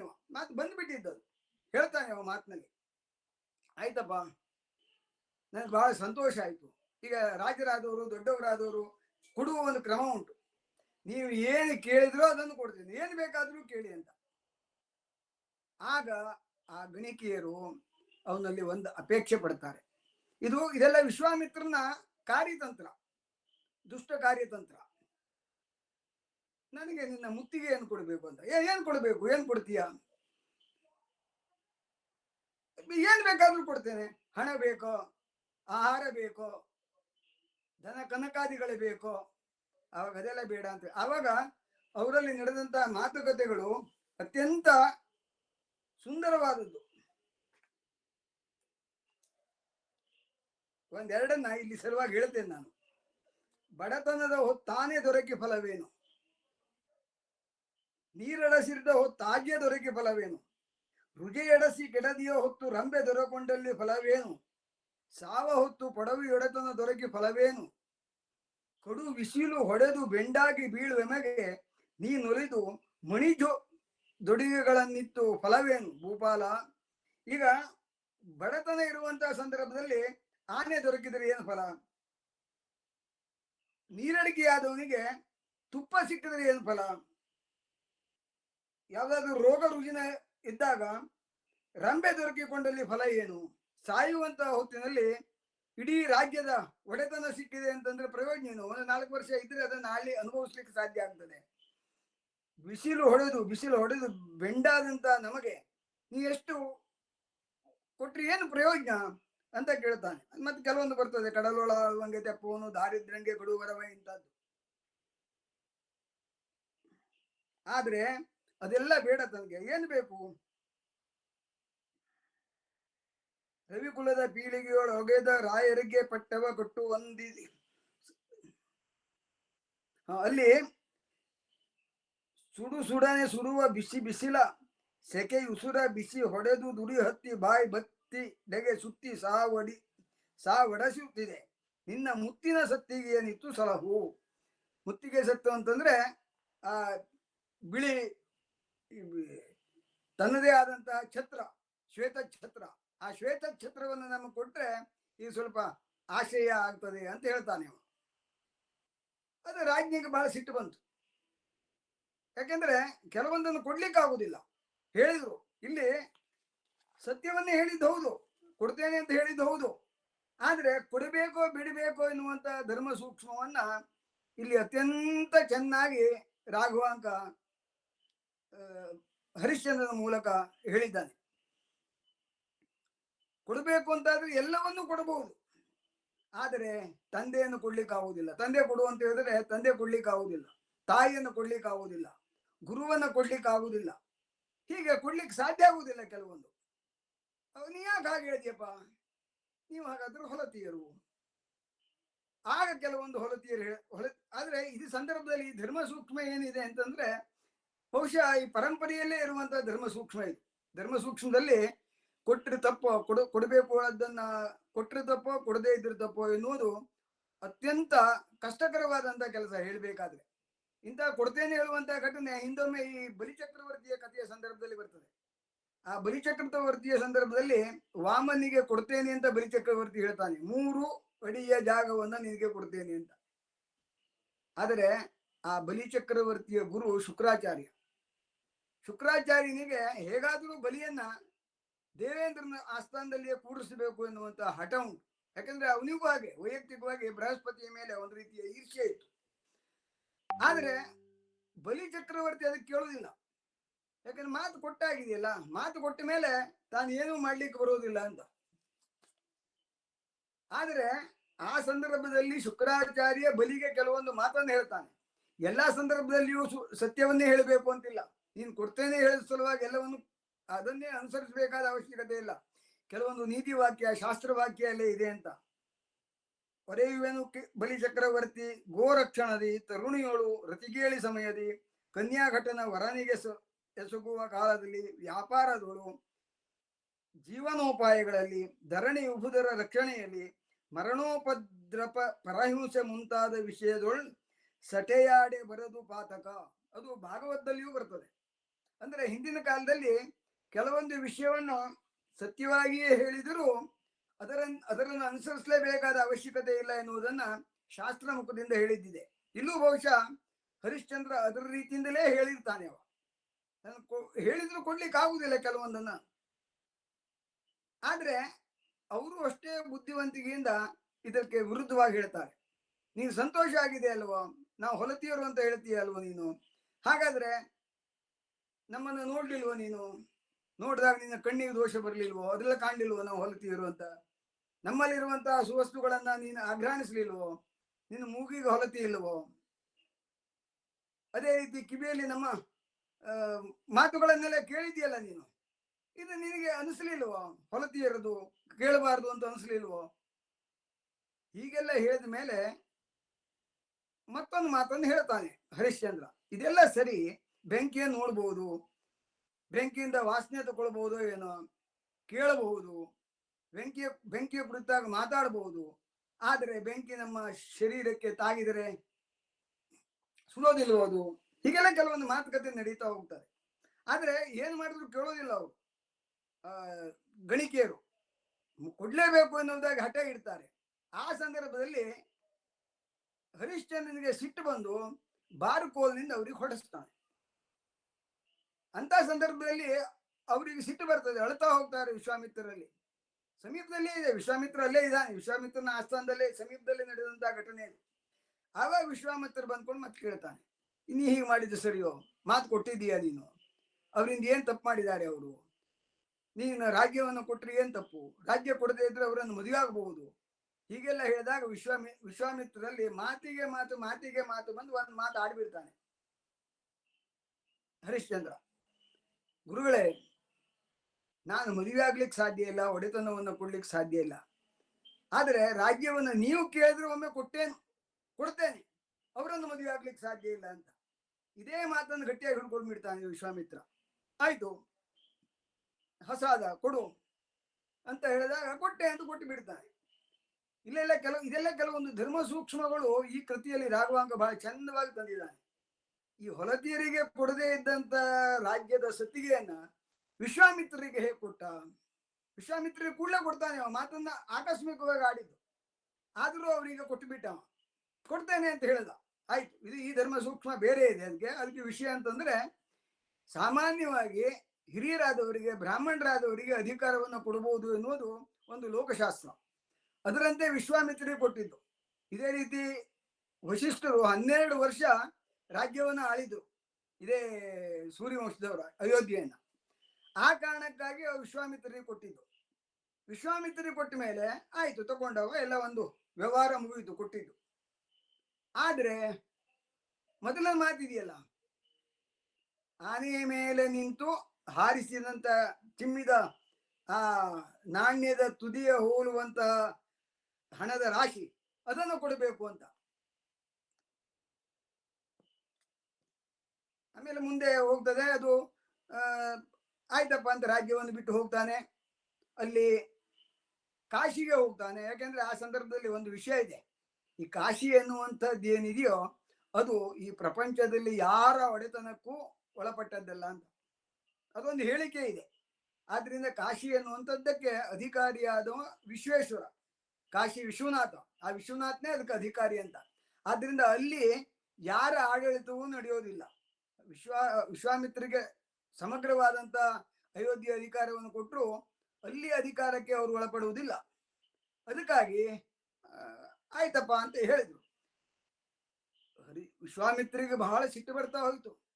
ಅವ್ರು ಹೇಳಿದಂತ ಎಲ್ಲಾ ಮಾತುಗಳನ್ನ ಹರಿಶ್ಚಂದ್ರ ಒಪ್ಪಿಕೊಂಡು ತನ್ನ ಮಾತನ್ನ ಕೇಳ್ತಾ ಇರದೇ ಇರುವುದರಿಂದ ಅವ್ರಿಗೆ ಸಿಟ್ಟು ಹೆಚ್ಚಾಯಿತು. ನಕ್ಷತ್ರಿಕ ಎನ್ನುವನ್ನು ನಿರ್ಮಿಸ್ತಾರೆ, ಅವ್ರ ಜೊತೆಯಲ್ಲೇ ಹೋಗ್ತಾರೆ. ಆಮೇಲೆ ಕಾಶಿಗೆ ಹೋಗ್ತಾರೆ. ಕಾಶಿಯಲ್ಲಿ ಆ ಸಂದರ್ಭದಲ್ಲಿ ಏನ್ ಮಾಡಬೇಕು ಅಂತ ಗೊತ್ತಿಲ್ಲದೆ ತನ್ನ ಹೆಂಡತಿ ಮಕ್ಕಳನ್ನ ಮಾರ್ತಾನೆ. ಅದಕ್ಕೆ ಚಂದ್ರಮತಿ ಹೇಳ್ತಾಳೆ, ಅವಳ ಹೇಳಿಕೆಯಂತೆ ಮಾರ್ತಾನೆ. ಆ ಮಾರಿದ್ರಿಂದ ಕೆಲವೊಂದು ದ್ರವ್ಯ ಬರ್ತದೆ. ಆಯ್ತಪ್ಪ, ಸಮಾಧಾನ ಪಡ್ತಾನೆ ಹರಿಶ್ಚಂದ್ರ. ಅದನ್ನ ಈ ನಕ್ಷತ್ರಿಗೆ ಕೊಡ್ತಾನೆ, ಯಾಕಂದ್ರೆ ನಕ್ಷತ್ರಕ್ಕನೇ ಮಾಧ್ಯಮ ಅಲ್ಲಿ. ಆದ್ರೆ ನಕ್ಷತ್ರಿಕ ಏನ್ ಹೇಳ್ತಾನೆ ಅಂದ್ರೆ, ನನ್ನನ್ನ ನಿನ್ನ ಸಲುವಾಗಿ ಕಳಿಸಿದ್ದು, ಆದ್ರಿಂದ ನನ್ನ ಕೆಲಸಕ್ಕೆ ಬೇಕಾದಂತ ಮಜೂರಿ ಇದು, ಆ ಮಜೂರಿ ಇದು, ಅದನ್ನ ನಾನು ಕೊಡುವುದಿಲ್ಲ ವಿಶ್ವಾಮಿತ್ರಿಗೆ ಅಂತ. ಮತ್ತೆ ತಲೆ ಬಿಸಿ ಆಯ್ತು ಹರಿಶ್ಚಂದ್ರನಿಗೆ. ಇಲ್ಲಿಯೂ ಕೆಲವೊಂದು ಧರ್ಮ ಸೂಕ್ಷ್ಮ. ಹರಿಶ್ಚಂದ್ರ ಹೆಂಡತಿ ಮಕ್ಕಳು ಮಾಡಿದ್ದು ಸರಿಯೋ ತಪ್ಪೋ ಇವೆಲ್ಲ ಈ ಜಿಜ್ಞಾಸೆಗೆ ಒಳಪಡುವಂತ ವಿಷಯಗಳು. ಇವು ಸಾಹಿತ್ಯಕ್ಕಿಂತ ಹೆಚ್ಚು ಶಾಸ್ತ್ರಕ್ಕೆ, ನಿಯಮಕ್ಕೆ, ನೀತಿಗೆ ಸಂಬಂಧಪಟ್ಟಂತ ವಿಷಯ. ನಾವು ಪುರಾಣಗಳಲ್ಲಿ ಇಂಥ ಎಷ್ಟೋ ಘಟನೆಗಳನ್ನು ನೋಡ್ತೇವೆ. ಈ ನಳಚಕ್ರವರ್ತಿ ಎನ್ನುವ ತಾನೇ ಉಟ್ಟುಕೊಂಡಂತ ಬಟ್ಟೆಯನ್ನ ಕತ್ತರಿಸಿ ದಮಯಂತಿಯನ್ನ ಬಿಟ್ಟು ಹೋಗ್ಬಿಡ್ತಾನೆ. ಅದೇ ರೀತಿ ಧರ್ಮರಾಜ ಹೆಂಡತಿಯನ್ನ ಪಣಕ್ಕಿಡ್ತಾನೆ, ತಮ್ಮಂದಿರನ್ನ ಪಣಕ್ಕಿಡ್ತಾನೆ. ರಾಮ ಕೊನೆಯಲ್ಲಿ ತನ್ನ ಹೆಂಡತಿಯನ್ನೇ ರಾಜ್ಯಕ್ಕೆ ಇಡ್ತಾನೆ. ಇವೆಲ್ಲ ಎಷ್ಟರ ಮಟ್ಟಿಗೆ ಸರಿ ತಪ್ಪು ಎನ್ನುವುದನ್ನ ಸಹಜವಾಗಿ ಹೇಳಲಿಕ್ಕೆ ಸಾಧ್ಯ ಇಲ್ಲ. ಅದಕ್ಕೆ ಧರ್ಮಸ್ಯ ತತ್ವಂ ನಿಹಿತೋ ಗುಹಾಯಾಮ್ ಅಂತ ಹೇಳುವುದು. ಧರ್ಮವೇ ಹಾಗೆ, ಅತ್ಯಂತ ಸೂಕ್ಷ್ಮವಾದದ್ದು. ಅದರಲ್ಲಿ ಇಂಥದ್ದೇ ಸರಿ ಇಂಥದ್ದೇ ತಪ್ಪು ಹೇಳುವಂಥದ್ದನ್ನ ಅಂತಂತ ಘಟನೆಗಳಿಗೆ ಸಂಬಂಧಪಟ್ಟದ್ದು, ಅಂತಂತ ಸಂದರ್ಭಕ್ಕೆ ಸಂಬಂಧಪಟ್ಟು ಅದನ್ನು ನಿರ್ಣಯಿಸಬೇಕಾಗ್ತದೆ. ಹೀಗೆ ಅಂತಿಲ್ಲ. ಅಂತೂ ಆ ಸಂದರ್ಭದಲ್ಲಿ, ಆ ಕಾಲದಲ್ಲಿ ಇಲ್ಲಿ ಸರ್ವವ್ಯಾಪಿಯಾಗಿ ಒಪ್ಪಿತವಾದಂತ ಒಂದು ವಿಷಯ. ಗಂಡನಾದವ ಹೆಂಡತಿಯನ್ನ ಮಾರಬಹುದು, ಹೆಂಡತಿಯಾದವಳು ದಾಸಿ ಎನ್ನುವುದಾಗಿ ಬೇರೆಯವರಿಗೆ ಕೊಡಬಹುದು, ಜೂಜ್ನಲ್ಲಿ ಇಡಬಹುದು. ಇದೆಲ್ಲ ಒಪ್ಪಿತವಾದದ್ದು. ಇದನ್ನ ಆ ಸಂದರ್ಭದಲ್ಲಿ ಯಾರು ಪ್ರಶ್ನಿಸಲಿಲ್ಲ. ಹಾಗೆ ಅವ ಮಾರಿದ ಮೇಲೆ ಆ ಹಣ ಎಲ್ಲ ಹೋಗೋಯ್ತು. ಕಡೆಗೆ ಏನ್ ಮಾಡಬೇಕು ಅಂತ ನೋಡಿದಾಗ ತನ್ನನ್ನೇ ಮಾರಿಕೊಳ್ಳುವಂತಹ ಸ್ಥಿತಿ ಬಂತು. ಅವರನ್ನು ಮಾಡಬೇಕಾದ್ರೂ ಗೊತ್ತಿರ್ಲಿಲ್ಲ, ಯಾರು ತಗೊಳ್ಳೋರಿಲ್ಲ. ಹರಿಶ್ಚಂದ್ರನ ಹೆಂಡತಿ ಮಕ್ಕಳನ್ನ ತಗೊಳ್ಳೋರು ಯಾರು? ಈ ವಿಶ್ವಾಮಿತ್ರನೇ ಅಗ್ನಿಗೆ ಹೇಳಿ ಒಂದು ಬ್ರಾಹ್ಮಣ ರೂಪದಲ್ಲಿ ಕಳಿಸಿ ಅವರನ್ನ ಖರೀದಿ ಮಾಡ್ತಾನೆ ಅಗ್ನಿಗೆ. ಆಮೇಲೆ ಇವನಿಗೆ ವೀರಬಾಹುಕನಿಗೆ ತನ್ನನ್ನು ಮಾರ್ಕೊಳ್ತಾನೆ. ವೀರಬಾಹುಕನಿಗೆ ಮಾರ್ಕೊಂಡ ಮೇಲೆ ಅವ ಇವನನ್ನ ಕೆಲಸಕ್ಕೆ ಇಟ್ಕೊಳ್ತಾನೆ. ಅದು ಸಂದರ್ಭ. ಈ ರಾಘವಾಂಕನ ಕೃತಿಯ ವಿಮರ್ಶೆ ಮಾಡಬೇಕಾದ್ರೆ ಇದು ಒಂದು ಬರ್ತದೆ. ಯಾವ ಹೊಲತಿಯರನ್ನ ತಾನು ನಿಕೃಷ್ಟವಾಗಿ ಕಂಡಿದ್ನೋ ಅದೇ ಹೊಲೆಯನನ್ನ ಅಥವಾ ಆ ಜನಾಂಗಕ್ಕೆ ಸೇರಿದವನ ಆಳಾಗಿ ತಾನು ದುಡಿಯಬೇಕಾಯ್ತು ಅಂತ. ಅಂದರೆ ಯಾರು ಸ್ವಲ್ಪ ಮಟ್ಟಿಗೆ ನೀತಿಯನ್ನ ಇಡ್ತಾರೆಯೋ, ನೀತಿಗಿಡುವಂತಹ ಪರಿಸ್ಥಿತಿ ಬರ್ತದೆಯೋ, ಕೊನೆಯಲ್ಲಿ ಅದಕ್ಕೆ ಹಪಹಪಿಸ್ತಾರೆ ಅಂತ ಅಥವಾ ಪರಿತಪಿಸ್ತಾರೆ ಅಂತ. ಹಾಗೆ ಹರಿಶ್ಚಂದ್ರನಿಗೂ ಆಯ್ತು. ಆದ್ರೆ ಹರಿಶ್ಚಂದ್ರ ಎಲ್ಲಿಯೂ ಧೃತಿಗೆಡ್ಲಿಲ್ಲ. ಆ ಸಂದರ್ಭದಲ್ಲಿ ಈ ಚಂದ್ರಮತಿ ಮಗನನ್ನ ಕರ್ಕೊಂಡು ಬರ್ತಾಳೆ, ಸತ್ತೋದವನನ್ನ. ಆ ಸಂದರ್ಭದಲ್ಲಿ ಸುಡ್ಲಿ ಕೊಡುವುದಿಲ್ಲ.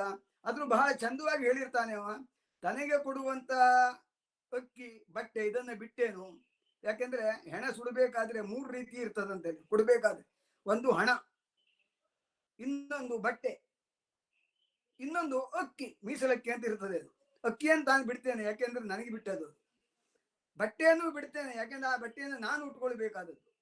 ಆದರೆ ಹಣ ಎನ್ನುವೊಂದು ನನ್ನ ಒಡೆಯನಿಗೂ ಕೊಡಬೇಕಾದದ್ರಿಂದ ನಾನು ಬಿಡುವುದಿಲ್ಲ ಅಂತ ಹೇಳ್ತಾನೆ. ಹೀಗಾದ್ಮೇಲೆ ಅವಳು ಏನ್ ಮಾಡ್ಬೇಕು? ಹಣ ಇಲ್ಲ. ಅಲ್ಲಿ ಕೆಲವೊಂದು ಮಾತುಕತೆ ಬರ್ತದೆ, ನೀನು ಒಡೆಯನನ್ನು ಕೇಳುತ್ತಾರೆ, ಯಾರು ಅಂತ ಕೇಳಬೇಕು ಅಂತ ಹೇಳ್ತಾರೆ. ಇದೆಲ್ಲ ಅತ್ಯಂತ ಮಾರ್ಮಿಕವಾಗಿದೆ. ಸಮಯದ ಅಭಾವ ಇದೆ, ಪೂರ್ತಿ ಹೇಳಿಕ್ಕೆ ಹೋಗುದಿಲ್ಲ, ಮತ್ತೆ ಗೊತ್ತಿದೆ ಜನರಿಗೆ. ಆಮೇಲೆ ಚಂದ್ರಮತಿ ಪುನಃ ಒಡೆಯನಲ್ಲಿ ಕೇಳಲಿಕ್ಕೆ ಹೋಗ್ತಾಳೆ. ಅದೇ ಸಂದರ್ಭದಲ್ಲಿ ಆ ರಾಜನ ಮಗ ಸತ್ತ ಹಾಗೆ ಒಂದು ಕೃತ್ರಿಮವನ್ನ ಇದೇ ವಿಶ್ವಾಮಿತ್ರ ನಿರ್ಮಿಸಿರ್ತಾನೆ. ಅಲ್ಲಿ ನೋಡಿದಂತ ಈ ಚಂದ್ರಮತಿ ತನ್ನದೇ ಮಗನು ಅಂತ ಎತ್ಕೊಳ್ಳಿಕ್ಕೆ ಹೋಗ್ತಾಳೆ. ಆಗ ರಾಜಭಟರು ಬಂದು ಅವಳನ್ನು ಹಿಡ್ಕೊಳ್ತಾಳೆ. ರಾಜ್ಯ ಸಭೆಗೆ ಹೋಗ್ತಾರೆ. ಆ ರಾಜನ ಸಭೆಯಲ್ಲಿ ರಾಜ ಒಂದು ನಿರ್ಣಯವನ್ನು ಕೊಡ್ತಾನೆ. ಯಾರು ಕೊಂದಿದ್ದಾರೆಯೋ ಅವರನ್ನು ಕೊಲ್ಲುವುದೇ, ಇವಳು ಕೊಂದದ್ರಿಂದ ಕೊಲ್ಲಬೇಕು ಅಂತ ಪುನಃ ಅವಳನ್ನ ಇದೇ ವಧಾಸ್ಥಾನಕ್ಕೆ ತಗೊಂಡು ಬರ್ತಾರೆ ಹರಿಶ್ಚಂದ್ರ ಇದ್ದಲ್ಲಿ. ಆ ಹರಿಶ್ಚಂದ್ರ ಇದ್ದಲ್ಲಿ ಬಂದಾಗ ಅವನಿಗೆ ಗೊತ್ತಾಗ್ತಾವೆ. ಅಲ್ಲಿ ಮತ್ತೊಂದು ಸೂಕ್ಷ್ಮವನ್ನು ಹೇಳ್ತಾರೆ, ಅವಳ ಮಾಂಗಲ್ಯ ಕಾಣ್ತದಂತೆ. ನೀ ಏನ್ ಕೊಡ್ಬೇಕು ಅಂತ ಕೇಳಿದ್ರೆ ಮಾಂಗಲ್ಯ ಅಂತ ಹೇಳ್ತಾನಂತೆ. ಅವ ಮಾಂಗಲ್ಯ ಎಂದು ಪತಿವ್ರತೆಯ ಮಾಂಗಲ್ಯ ಎನ್ನುವುದು ಗಂಡನನ್ನು ಬಿಟ್ಟು ಬೇರೆಯವರಿಗೆ ಗೊತ್ತಾಗೋದಿಲ್ಲ. ಆದ್ರಿಂದ ಹೇಗೆ ಗೊತ್ತಾಯ್ತು ಅವಳ ಗಂಡ ಅಂತ ಗೊತ್ತಾಗ್ತದೆ. ಆದ್ರೂ ಆ ಸನ್ನಿವೇಶದಲ್ಲಿ ಎಷ್ಟೇ ನಮಗೆ ದುಃಖ ಅಂತ ಅನಿಸಿದ್ರು, ಆದ್ರೆ ಆ ದುಃಖದ ಜೊತೆಯಲ್ಲಿಯೇ ಅಲ್ಲಿ ನಿರ್ಮಾಣಗೊಂಡಂತಹ ಒಂದು ರಸೋತ್ಪತ್ತಿ ಬಹಳ ಸಂತೋಷವನ್ನೇ ಕೊಡ್ತದೆ ನಮ್ಗೆ. ಯಾಕೆಂದ್ರೆ ಎಲ್ಲ ಓದುವವರಿಗೂ ಕೊಡೆ ಒಳ್ಳೇದಾಗ್ತದೆ ಅನ್ನೋದು ಕಲ್ಪನೆ ಇದ್ದೇ ಇರ್ತದೆ. ಆದ್ರೂ ಈ ಕಥೆಯಲ್ಲಿ ವಿಶ್ವಾಮಿತ್ರನಿಗೆ ಮತ್ತು ಸಿಟ್ಟು ಬರ್ತದೆ. ಏನ್ ಮಾಡಿದ್ರು ಕೇಳೋದಿಲ್ಲ ಅಂತ. ನೀವೊಂದು ಕೆಲಸ ಮಾಡು, ಹೊಲತಿಯರನ್ನು ಮದುವೆ ಆಗು, ಬಿಟ್ಟು ಬಿಡ್ತೇನೆ ನಾನು, ನೀ ಯಾಕೆ ಇಷ್ಟು ಕಷ್ಟಪಡ್ತೀಯ ಅಂತ ಕೇಳ್ತೇನೆ. ಆಗ ಹೇಳ್ತೇನೆ, ನೀ ಯಾಕೆ ಹೀಗೆ ಮಾಡ್ತೀಯಪ್ಪ, ನನಗೆ ಏನು ಮಾಡಿದ್ರು ಸತ್ಯವನ್ನೇ ಬಿಡ್ಲಿಕ್ಕಿಲ್ಲ ಅಂತ. ಆಮೇಲೆ ಕತ್ತಿಯನ್ನೇ ಕೊಡಲಿಯನ್ನೇ ಎತ್ತು ಕುತ್ತಿಗೆ ಕತ್ತರಿಸುವಂತಹ ಸನ್ನಿವೇಶದಲ್ಲಿ ಹಂಪೆಯ ರೂಪಾಕ್ಷ ಅಂತ ಇದೆ. ಅಲ್ಲಿ ಅಂದ್ರೆ ಈಶ್ವರನ ಪ್ರತ್ಯಕ್ಷ ಆಗ್ತಾನೆ. ಆ ಈಶ್ವರ ಪ್ರತ್ಯಕ್ಷ ಆದಾಗ ಬಹಳ ಸಂತೋಷ ಆಗ್ತದೆ.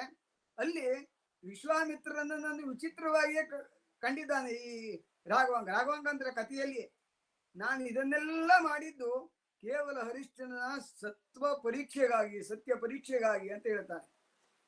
ಆಮೇಲೆ ಪುನಃ ಬಂದು ರಾಜ್ಯವನ್ನ ಆಳ್ತಾನೆ. ಅಂತ ಸಂದರ್ಭದಲ್ಲಿ ವಿಶ್ವಾಮಿತ್ರನಿಗೂ ಬಹಳ ಸಂತೋಷ ಆಗ್ತದೆ.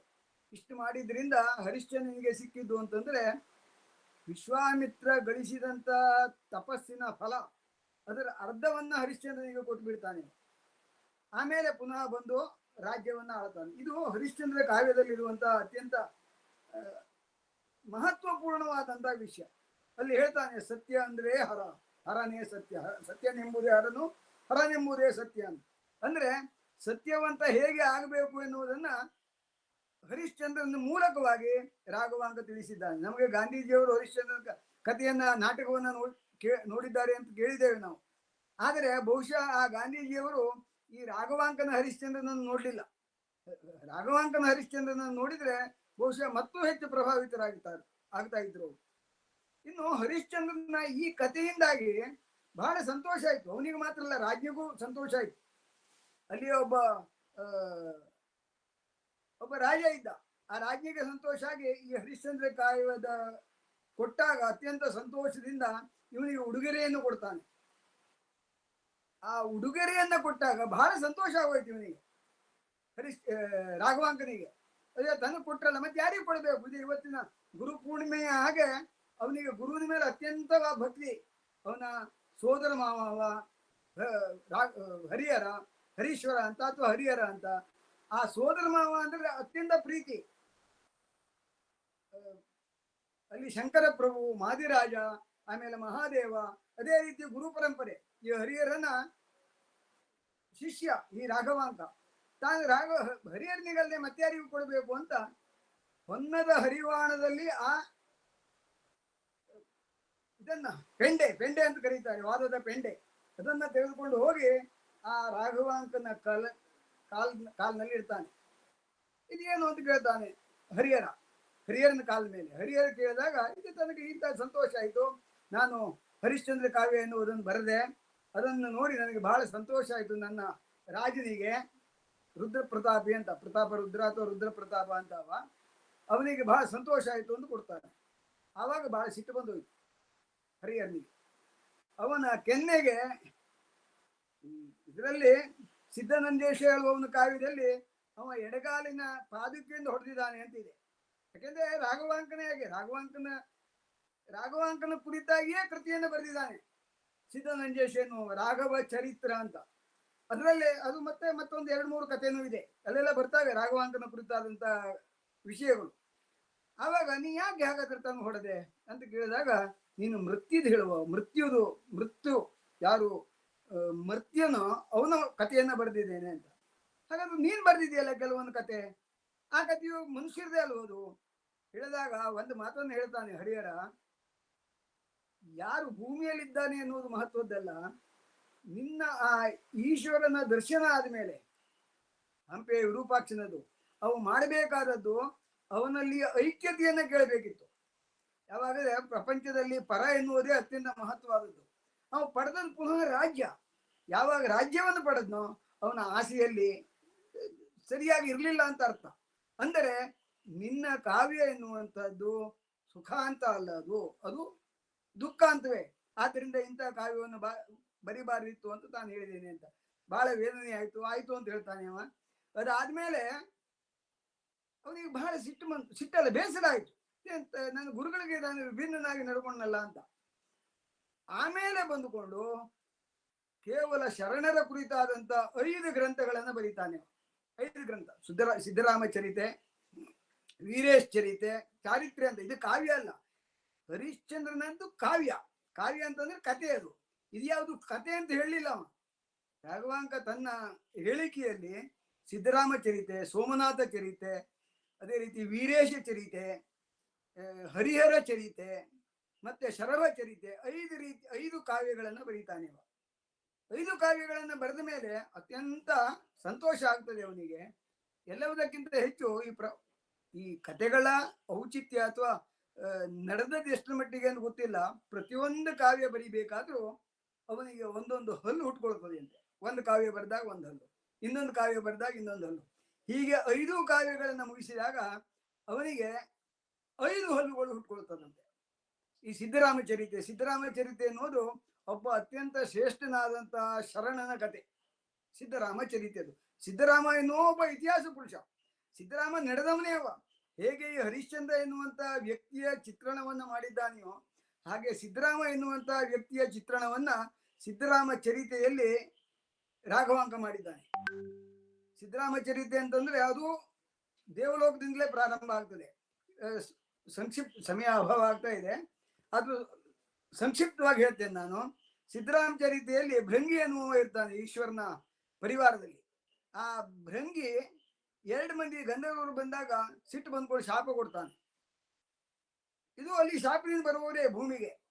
ಅವ ಇಲ್ಲಿ ಬಂದು ಸಿದ್ದರಾಮ ಎನ್ನುವಂತ ಹೆಸರಿನಿಂದ ಬರ್ತದೆ.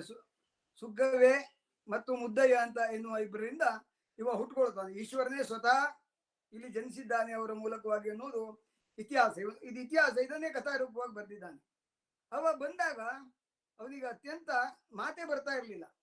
ಮಾತು ಬರದೇ ಇದ್ದಾಗ ಪ್ರಯೋಜನ ಇಲ್ಲ ಅಂತ ಅವನನ್ನ ದನ ಕಾಯ್ಲಿಕ್ಕೆ ಕಳಿಸ್ತಾರೆ. ಪ್ರಯೋಜನ ಇಲ್ದವ ದನ ಕಾಯ್ಲಿಕ್ಕೆ ಹೋದಾಗ ಅವನಿಗೆ ಈಶ್ವರ ಮೇಲೆ ಬಹಳ ಭಕ್ತಿ ಉಂಟು.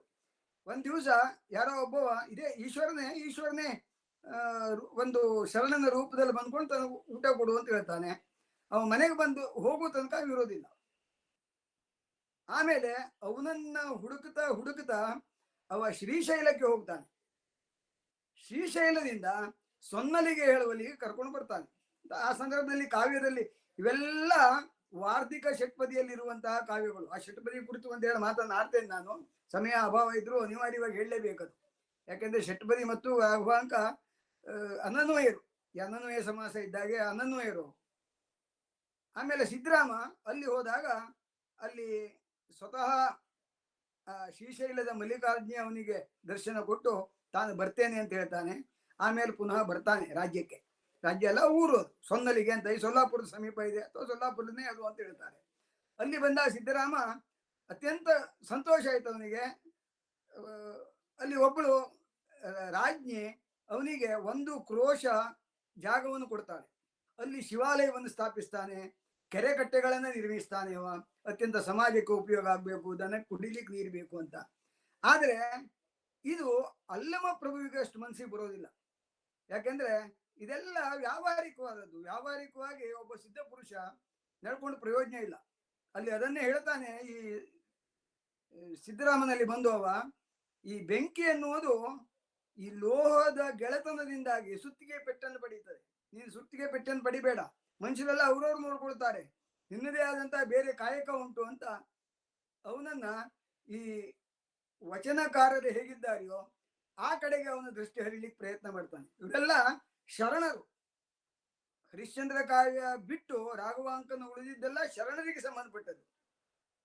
ಆಮೇಲೆ ಅವ ಅಲ್ಲಿ ಐಕ್ಯ ಆಗ್ತಾನೆ ಅವನೇ ನಿರ್ಮಿಸಿದಂತಹ ದೇವಸ್ಥಾನದಲ್ಲಿ. ಇನ್ನೊಂದು ಸೋಮನಾಥ ಚರಿತೆಯು ಸ್ವಲ್ಪ ಮಟ್ಟಿಗೆ ಆಭಾಸ ಆದಾಗ ಅನಿಸ್ತದೆ ನಮಗೆ. ಯಾಕೆಂದ್ರೆ ಅಲ್ಲಿ ನಾರದರು ಬರ್ತಾರೆ. ನಾರದರು ಭೂಲೋಕದಲ್ಲಿ ನಡೆದಂತ ಕೆಲವೊಂದು ಘಟನೆಗಳನ್ನ ಅತಿರೇಕವಾಗಿ ವರ್ಣಿಸ್ತಾರೆ. ಅಲ್ಲಿ ನಾರದರ ಬಗ್ಗೆ ಆಗಿದೆ, ಜಗಳ ಗಂಟ ಅಂತ ಇದೆ, ಬಹುಶಃ ಎಲ್ಲ ಪುರಾಣದಲ್ಲಿಯೂ ಹಾಗೆ ಇದೆ. ಇಲ್ಲಿಯೂ ಆ ಪುರಾಣವನ್ನ ತಂದಿದ್ದಾನೆ ರಾಘವಾಂಕ. ಯಾಕೆಂದ್ರೆ ಅದು ಅನಿವಾರ್ಯ. ಈ ಏನೇ ಕಾವ್ಯ ಬರಲಿ, ಜನಸಾಮಾನ್ಯರಿಗೆ ಒಪ್ಪುವಂತಹ ಕಾವ್ಯವನ್ನ ಬರೀಬೇಕಾದ್ರೆ ಪುರಾಣದ ಆಧಾರ ಬೇಕೇ ಬೇಕದಕ್ಕೆ. ಇಲ್ಲೂ ಆ ನಾರದರಿಂದ ತಂದಿದ್ದಾನೆ ಅವ.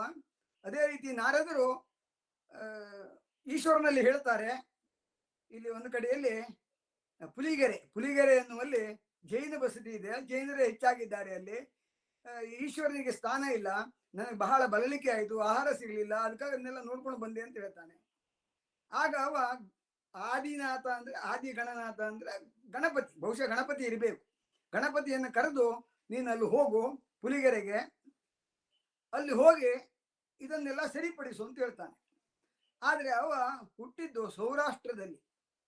ಇದನ್ನೆಲ್ಲ ಹೇಗೆ ಒಂದಕ್ಕೊಂದು ಸಂಬಂಧಪಟ್ಟರೆ ನನಗೂ ಅರ್ಥ ಆಗುದಿಲ್ಲ. ಅದು ಸೌರಾಷ್ಟ್ರದಲ್ಲಿ ಒಂದು ವ್ಯಾಪಾರಿಯ ಮನೆಯಲ್ಲಿ ಹುಡ್ತಾನೆ. ಆಮೇಲೆ ಅಲ್ಲಿ ಅವನು ಮದುವೆನೂ ಆಗ್ತಾನೆ. ಆಮೇಲೆ ಅದು ಏನೋ ಕಲ್ಪನೆ ಬಂತು, ತಾನು ದಕ್ಷಿಣದ ಕಡೆ ಹೋಗ್ಬೇಕು ಅಂತ ವ್ಯಾಪಾರಕ್ಕಾಗಿ. ಅಲ್ಲಿಂದ ಪುಲಿಗೆರೆಯ ಕಡೆ ಬರ್ತಾನೆ.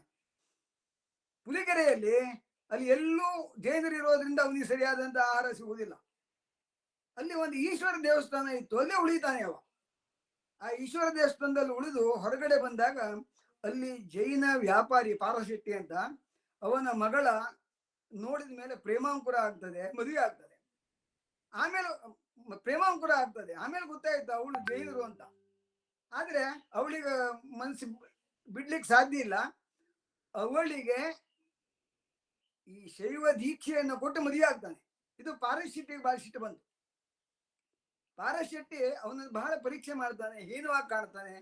ಒಂದು ದಿನ ಅಂತೂ ಅವ ಯಾರಿಗೆ ಬಡಿಸಬೇಕಿತ್ತೋ ಅದನ್ನು ತಂದು ಪಾರಶೆಟ್ಟಿ ತನ್ನ ಅಭ್ಯಾಗತಿಗೆ ಕೊಟ್ಟು ಬಿಡ್ತಾನೆ. ಅವನು ತಾನು ಊಟನೇ ಮಾಡುವುದಿಲ್ಲ ಅಂತ ಹೇಳ್ತಾನೆ. ಆದಯ್ಯ, ಅವನ ಹೆಸರು ಆದಯ್ಯ. ಆಮೇಲೆ ಅವನಿಗೆ ಸಿಟ್ಟು ಬಂದ್ಕೊಂಡು ಹೇಳ್ತಾನೆ, ಏನು ನೀನು ನಮ್ಮ ಜೈನ ದೇವಸ್ಥಾನವನ್ನ ಬಸದಿಯನ್ನು ಒಡೆದು ಈಶ್ವರನ ತಂದಂತೂ ಊಟ ಮಾಡುವುದಿಲ್ಲ ಅಂತ ಕಾಣಿಸ್ತದೆ ಅಂತ ಹೇಳ್ತಾನೆ. ಇವನಿಗೆ ಸಿಟ್ಟು ಬಂದು ಹೋಯ್ತು, ಅದು ಸಿಟ್ಟು ಅಥವಾ ಖೇದ ಆಯಿತು, ಬೇಸರ ಆಯಿತು.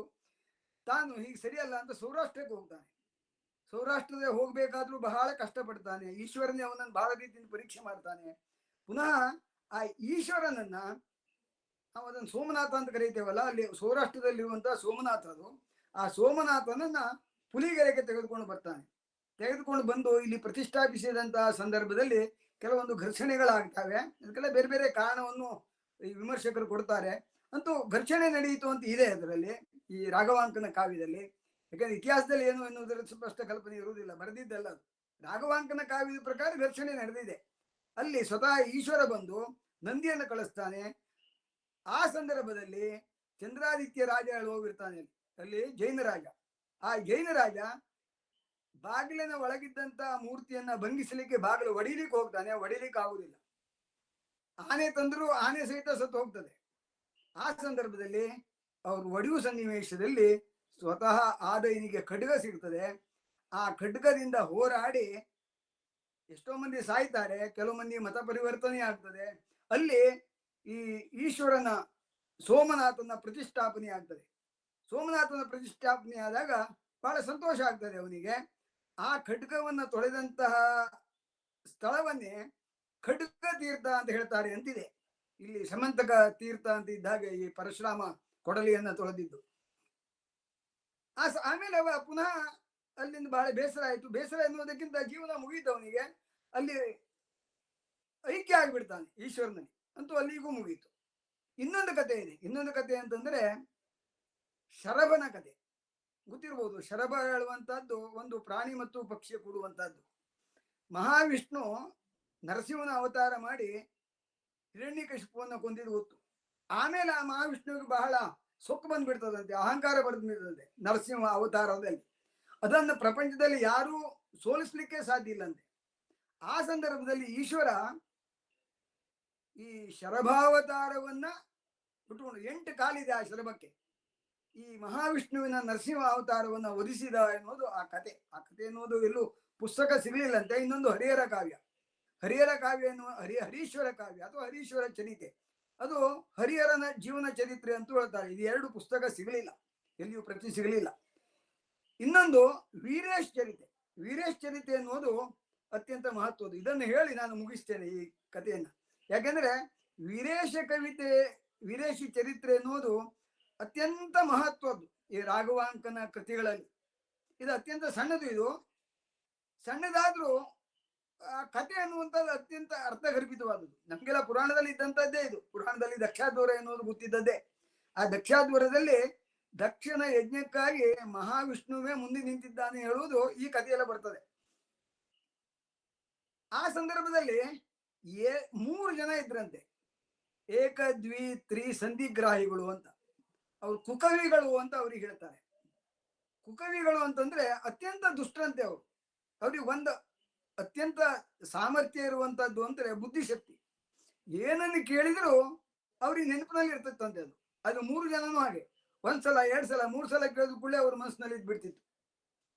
ಆ ರಾಜ್ಯದಲ್ಲಿ ಏನಾದ್ರೂ ರಾಜಸ್ಥಾನಕ್ಕೆ ಬಂದಾಗ ಎಲ್ಲಾ ಕವಿಗಳನ್ನು ಕರೆಸ್ತಿದ್ರಂತೆ, ಏನಾದ್ರು ಹೊಸದಾಗಿ ಹೇಳಿ ಅಂತ, ತಮ್ಮಲ್ಲಿದೆ ಎಲ್ಲವುದು ಅಂತ. ಅವ್ರು ಏನನ್ನು ಹೇಳಿದ್ರು ಅದನ್ನು ಪುನಃ ಇವ್ರು ಹೇಳಿ, ನೀ ಹೇಳಿದ್ದಲ್ಲ ಇದು ತಾನೇ ರಚಿಸಿದ್ದು ಅಂತ ಹೇಳ್ತಿದ್ರಂತೆ. ಅದರಿಂದ ಬಹಳ ಬೇಸರ ಆಗೋಯ್ತು ಆ ರಾಜ್ನಿಗೆ. ಅಲ್ಲಿ ರಾಘವಾಂಕನಿಗೆ ಗೊತ್ತಾಯ್ತಿತ್ತು. ರಾಘವಾಂಕ ಅಲ್ಲಿಯೇ ವೀರೇಶ ಎನ್ನುವಂತ ಒಂದು ಗುಡಿ ಉಂಟು. ವೀರೇಶ ಅಂತಂದ್ರೆ ವೀರಭದ್ರನ ಗುಡಿ. ಅಲ್ಲಿ ಹೋಗಿಕೊಂಡು ಒಂದು ಕೃತಿಯನ್ನ ರಚಿಸ್ತಾನಂತೆ. ಇದೇ ವೀರೇಶ ಚರಿತ್ರೆ ಅಂತ. ಈ ವೀರಭದ್ರನ ಕತೆ. ಒಟ್ಟು ಈ ದಾಕ್ಷಾಯಿಣಿ ಯಜ್ಞ ಮಂಟಪದಲ್ಲಿ ಸತ್ತಾಗ ಈ ಈಶ್ವರನ ಕೂದಲಿನಿಂದ ಹುಟ್ಟಿದಂತ ಇವ ವೀರಭದ್ರ ಹೋಗಿ ದಕ್ಷಿಣ ಕುತ್ತಿಗೆಯನ್ನ ಕಡಿದು ಆಮೇಲೆ ಕುರಿಯ ತಲೆಯನ್ನ ಅದಕ್ಕೆ ಸೇರಿಸುವಂತಹದ್ದು ಕಥಾಭಾಗ. ಇದನ್ನ ರಚಿಸಿದಂತ ರಾಘವಾಂಕ ಉದ್ದಂಡ ಷಟ್ಪದಿ ಎನ್ನುವ ಕಾವ್ಯವನ್ನ ರಚಿಸ್ತಾನೆ. ಉದ್ದಂಡ ಇದು ಷಟ್ಪದಿ ಅಂತಂದ್ರೆ ಅತ್ಯಂತ ಗಂಭೀರವಾದದ್ದು. ನಮ್ಗೆಲ್ಲ ಷಟ್ಪದಿ ಅಂತ ಗೊತ್ತುಂಟು. 6 ರೀತಿಯ ಷಟ್ಪದಿಯನ್ನ ನಾವು ತಿಳಿದಿದ್ದೇವೆ. ಶರ, ಕುಸುಮ, ಭೋಗ, ಭಾಮಿನಿ, ಪರಿವರ್ಧಿನಿ ಮತ್ತು ವಾರ್ಧಿಕ ಅಂತ. ಇದು 6 ರೀತಿ. 6 ರೀತಿಗೂ ಒಂದೇ ಆದಂತ ನಿಯಮ ಇದೆ. ಒಂದು ಅಂತಂದ್ರೆ 1 ಮತ್ತು 2 ಪಾದಗಳು 2 2 4 4 ಹೀಗೆ ಆವರ್ತದಲ್ಲಿ ಇರ್ತವೆ. ಆದ್ರೆ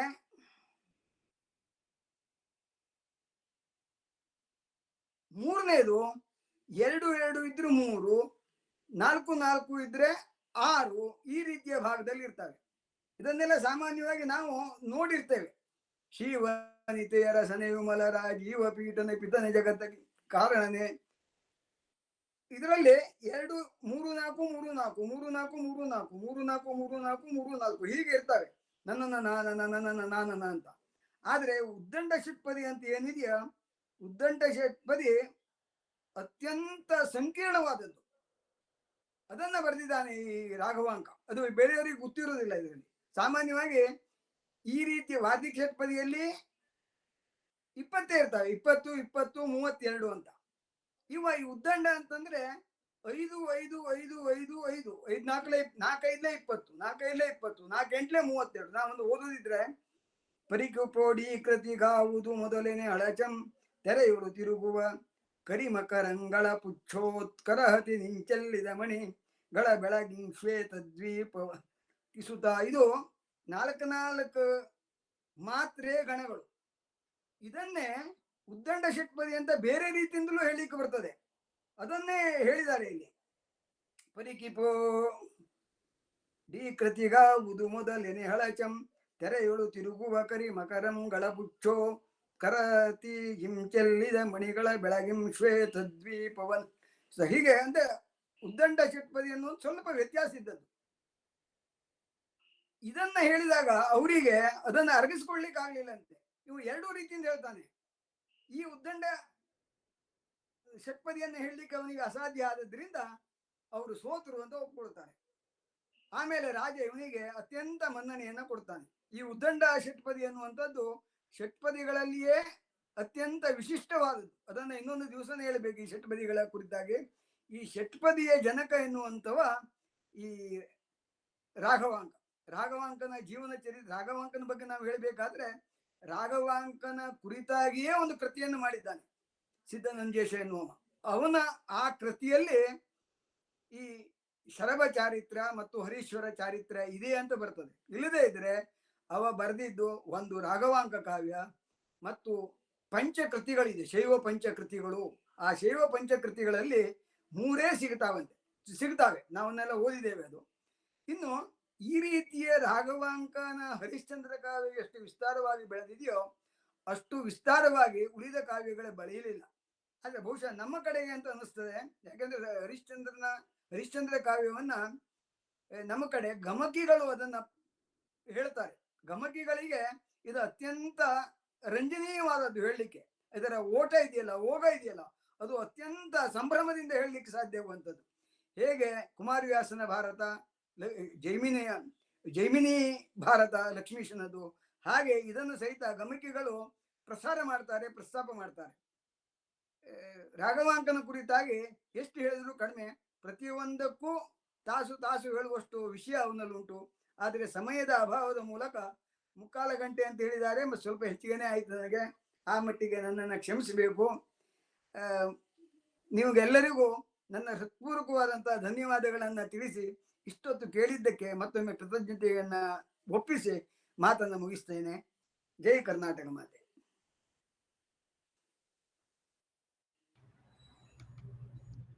ಶ್ರೀ ಹೆಗಡೆ ಅವರು ಒಂದು ರೀತಿ ಸುಲಲಿತವಾಗಿ ಕನ್ನಡನ ಸಂಸ್ಕೃತನ ಎಲ್ಲಾನು ಸೇರಿಸಿ ಮೊದಲು ಭಾಷಣ ಶುರು ಮಾಡಿದ್ರು. ನಾನು ಉಲ್ಲೇಖಿಸಿದ ವಿಚಾರನ ಎಷ್ಟು ವಿಶದವಾಗಿ, ಹೇಗೆ ಸಾಹಿತ್ಯದಲ್ಲಿ ಸ್ವಾತಂತ್ರ್ಯವನ್ನ ಪ್ರತಿಯೊಬ್ಬ ಕವಿನೂ ತಗೊಬೇಕು ಅನ್ನೋ ರೀತಿಯಲ್ಲಿ ಪಂಪನನ್ನ ಮೇಲೇರಿಸ್ಬಿಟ್ರು. ಅದ್ರ ಜೊತೆಗೆ ಭಾಸಬಂಧ, ಕುಮಾರವ್ಯಾಸ ಬಂಧ, ಆಮೇಲೆ ಕಾಳಿದಾಸ ಬಂಧ, ಎಲ್ಲಾರನ್ನು ತಂದು ಸಾಹಿತ್ಯ ದರ್ಶನ ಮಾಡಿ ಆಮೇಲೆ ಅವರು ಹರಿಶ್ಚಂದ್ರ ಕಾವ್ಯಕ್ಕೆ ಹೋದ್ರು. ಅವ್ರು ಹೇಳಿದ್ರು ಹರಿಶ್ಚಂದ್ರ ಕಾವ್ಯ ಮತ್ತೆ ರಾಘವಾಂಕ 2 ವ್ಯರ್ಥ ಹೋಗಿದೆ ಅಂತ. ಆಮೇಲೆ ಕಡೆಯಲ್ಲಿ 5 ಬೇರೆ ವಿಚಾರಗಳನ್ನ ಹರಿಹರ ಹೇಳ್ದ ಅಂತ ಹೇಗೆ ರಾಘವಾಂಕ ಬರದ. ಆಮೇಲೆ ಅವನು ಷಟ್ಪದಿ ಇರ್ಲಿ, ಯಾವುದೇ ಒಂದು ವಿಚಾರ ಇರಲಿ, ಅವನು ಬರದ ರೀತಿನಲ್ಲಿ ಇನ್ನೊಬ್ರು ಅದನ್ನ ತಕ್ಷಣವೇ ಹೇಳಕ್ ಆಗ್ತಾ ಇರಲಿಲ್ಲ. ರಾಜನ ಬಳಿ 1 ಸಲ ಹೇಳಿದ್ರೆ ಅದನ್ನ ಜ್ಞಾಪಕ ಇಟ್ಕೊಂಡು ತಕ್ಷಣನೇ ಹೇಳೋ ಅಂತ ಏಕಸಂಧಿಗ್ರಾಹಿ, 2 ಸಲ ಕೇಳಿಸ್ಕೊಂಡ್ಬಿಟ್ರೆ ಹೇಳೋ ಅಂತ ದ್ವಿಸಂಧಿಗ್ರಾಹಿ, ಈ ತರ ಇದ್ದವರು ಇವನ ಕವನನ್ನ ಹೊಸ ಷಟ್ಪದಿ ತಂದ್ಬಿಟ್ಟ ಅಂತ ಹೇಳಿ ಎಲ್ಲರೂ ಹೇಳಕ್ ಆಗ್ಲಿಲ್ಲ ಅಂತ ತಿಳಿಸಿದ್ರು. ಅವರ ಜ್ಞಾನ ಭಂಡಾರಕ್ಕೆ ನನ್ನ ದೊಡ್ಡ ನಮಸ್ಕಾರಗಳು. ತಾವು ಬಂದು ಇವತ್ತು ನಮ್ಮೊಡನೆ ಕೂತು ನಮಗೆ ವಿಚಾರಗಳನ್ನ ತಿಳಿಸಿದ್ದಕ್ಕೆ ನನಗೆ ಬಹಳ ಸಂತೋಷ ಆಗಿದೆ. ಬೇರೆಯವರು ಏನು ಇದ್ರ ಬಗ್ಗೆ ಹೇಳ್ತಾರೆ ಅನ್ನೋದನ್ನ ದಯವಿಟ್ಟು ಕೇಳೋಣ. ಯಾರು ಮಾತಾಡಕ್ಕೆ ಇಷ್ಟಪಡ್ತೀರಾ ದಯವಿಟ್ಟು ಮಾತನಾಡು. ಏನಾದ್ರು ಕೇಳಿದ್ರು ನಾನು ತಿಳಿದದ್ದನ್ನು ಹೇಳ್ತೇನೆ.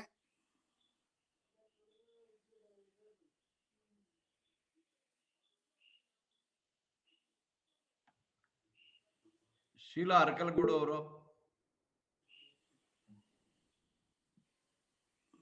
ನಮಸ್ಕಾರ ಸರ್. ನಮಸ್ತೆ. ನಮಸ್ತೆ ಸರ್. ಇಲ್ಲ, ನಾನು ಮತ್ತೊಂದು ಕಡೆ ಇವತ್ತು ಈಗೇನಾಗಿದೆ ಅಂದ್ರೆ ಒಂದೇ ಸಲಕ್ಕೆ ಎಲ್ಲಾ ಕಡೆನೂ ಮೃಷ್ಟಾನ್ನ ಭೋಜನಕ್ಕೆ ಕರೀತಾ ಇದ್ದಾರೆ. ಇವತ್ತು MS ನರಸಿಂಹಮೂರ್ತಿ ಅವರು ಕೂಡ ಮಾತಾಡ್ತಿದ್ರು ಒಂದು ಯಕ್ಷಗಾನದ ಬಗ್ಗೆ. ಇಲ್ಲ, ಇವತ್ತಿತ್ತು 6 ಗಂಟೆಗೆ. ಇವತ್ತಿತ್ತು. ಹಾಗಾಗಿ ಅಲ್ಲಿ ಮುಗಿಸ್ಕೊಂಡು ನಂತರ ಈಗ ನಿಮ್ಮ ಹತ್ರ ಬಂದು ಕೇಳಿಸ್ಕೊಂಡಿದ್ದು 10 ನಿಮಿಷ ಅಷ್ಟೇ. ಆದ್ರೆ ಖಂಡಿತ ರೀಪ್ಲೈ ಕೇಳ್ಬೇಕಂತ ಅನ್ಕೊಂಡ್ಬಿಟ್ಟಿದೀನಿ. ಯಾವಾಗ ಮುಗಿಯುತ್ತೋ, ಯಾವಾಗ ರೀಪ್ಲೈ ಹಾಕ್ತಾರೋ, ಮತ್ತೆ ಯಾವಾಗ ನಾ ಕೇಳಿಸ್ಕೊಳ್ತೀನೋ ಮಾತಾಡಿದೀನಿ. ಇಲ್ಲ ಆಗ್ಲಿ ಸರ್. ಅದು ಹರಿಶ್ಚಂದ್ರ ಕಾವ್ಯ ಬಹಳ ಖುಷಿ ಕೊಡುತ್ತೆ.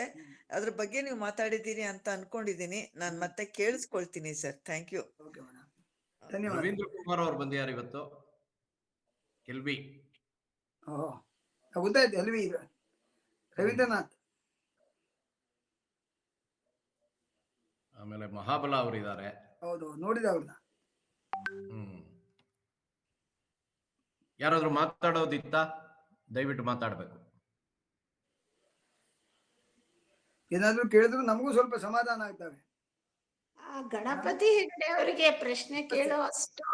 ಇಲ್ಲ ಮೇಡಮ್. ನಮಸ್ಕಾರ. ಇಲ್ಲ, ನಮಸ್ತೆ ಮೇಡಮ್. ಗಣಪತಿ ಹೆಗಡೆ ಅವರಿಗೆ ಪ್ರಶ್ನೆ ಕೇಳೋ ಅಷ್ಟು ಇಲ್ಲ ಮೇಡಮ್. ಅಯ್ಯೋ ವಿಷಯನೇ ಅಧ್ಯಯನ ದೊಡ್ಡದಿದೆ. ನಮ್ಮಲ್ಲಿಲ್ಲ, ಆದ್ರೆ ಗಣಪತಿ ಹೆಗಡೆ ಅವರಿಗೆ ನಮೋ ನಮ ಅಂತ ಮಾತ್ರ ಹೇಳ್ಬಹುದು. ನಮಸ್ಕಾರ. ಎಷ್ಟೊಂದು ವಿಷಯಗಳನ್ನ, ಇಷ್ಟೊಂದು ಪಾಂಡಿತ್ಯ ನೀವು ಹೊಂದ್ಕೊಂಡಿದ್ದೀರಿ ಅನ್ನೋದಕ್ಕೆ ನನ್ಗೆ ತುಂಬಾನೇ ಹೆಮ್ಮೆ ಮತ್ತೆ ಹೇಳ್ಕೊಳಕ್ಕೆ. ಆದ್ರೆ ನೀವು ಇಷ್ಟೊಂದು ಇದನ್ನ ಎಲ್ಲ ಇದನ್ನ ಪುಸ್ತಕಗಳನ್ನ ರೆಫರೆನ್ಸ್ ಹೇಳಿದ್ರಲ್ಲ ಸರ್, ಈ ಒಂದು ಹಾ ಫಂಕ್ಷನ್ಗೋಸ್ಕರ ಅಷ್ಟು ಪುಸ್ತಕಗಳನ್ನ ರೆಫರ್ ಮಾಡಿ ನೀವು ಈ ಒಂದು ನಿಮ್ಮ ಅಧ್ಯಯ ಈ ಕಾರ್ಯಕ್ರಮಕ್ಕೆ ರೆಡಿ ಆಗಿದ್ದ ನೀವು? ಆಗಲ್ಲ ಮೇಡಮ್, ಇದು ಕೆಲವೊಂದೆಲ್ಲ ಇದ್ರ ಸಲುವಾಗೇ ತಯಾರಾಗೋದಲ್ಲ. ಈ ಪಂಪ ಭಾರತಕ್ಕೆ ಸಂಬಂಧಪಟ್ಟಿದ್ದು, ಕಾಳಿದಾಸನಿಗೆ ಸಂಬಂಧಪಟ್ಟದ್ದು, ಆಮೇಲೆ ಇದಕ್ಕೆ ಸಂಬಂಧಪಟ್ಟಂತ ಶುನಶೇಪನ ಕತೆ, ಅವೆಲ್ಲ ಮಧ್ಯೆ ಓದಿದ್ದೆ ತಿಳ್ಕೊಂಡೇ ಇರ್ತವೆ. ಬಳಸ್ಕೊಳ್ತೇವೆ ಅಷ್ಟೇ ನಾವು. ನೀವು ಈಗ ನಿಮಗೆ ರಾಘವಾಂಕನ ಷಟ್ಪದಿಗಳ ಬಗ್ಗೆ ಹೇಳೋಕೆ ಈ ವೇದಿಕೆ ನಿಮಗೆ ಕೊಟ್ಟಿದ್ದಾಗ ನೀವು ಎಷ್ಟೊಂದು ಸುತ್ತಮುತ್ತಲ ವಿಷಯಗಳನ್ನ ಹೇಳಿದ್ರಿ. ತುಂಬಾ ಸಂತೋಷ ಆಯ್ತು. ಒಂದು 3/4 ಗಂಟೆಯಲ್ಲಿ ಇದನ್ನ ಕೇಳಿಸ್ಕೊಂಡ್ವಿ ಅಂತ. ಆದ್ರೆ ಇದಕ್ಕೆ ತಯಾರಿ ನಿಮ್ದು ಒಂದು ಹೊಸ ರೀತಿ ಅಂತ ಅನಿಸ್ತು ನನಗೆ, ಅದಕ್ಕೆ ಕೇಳಿದೆ. ಯಾರಿ ಅಂದ್ರೆ ಓದಿದ್ದನ್ನು ಕೆಲವೊಮ್ಮೆ ಕನ್ಸಾಲಿಡೇಟ್ ಮಾಡೋದು ಅಷ್ಟೇ, ಇದು ಅದನ್ನ ಇಲ್ಲಿ ಬಳಸ್ಕೊಳ್ಳೋದಷ್ಟೇ.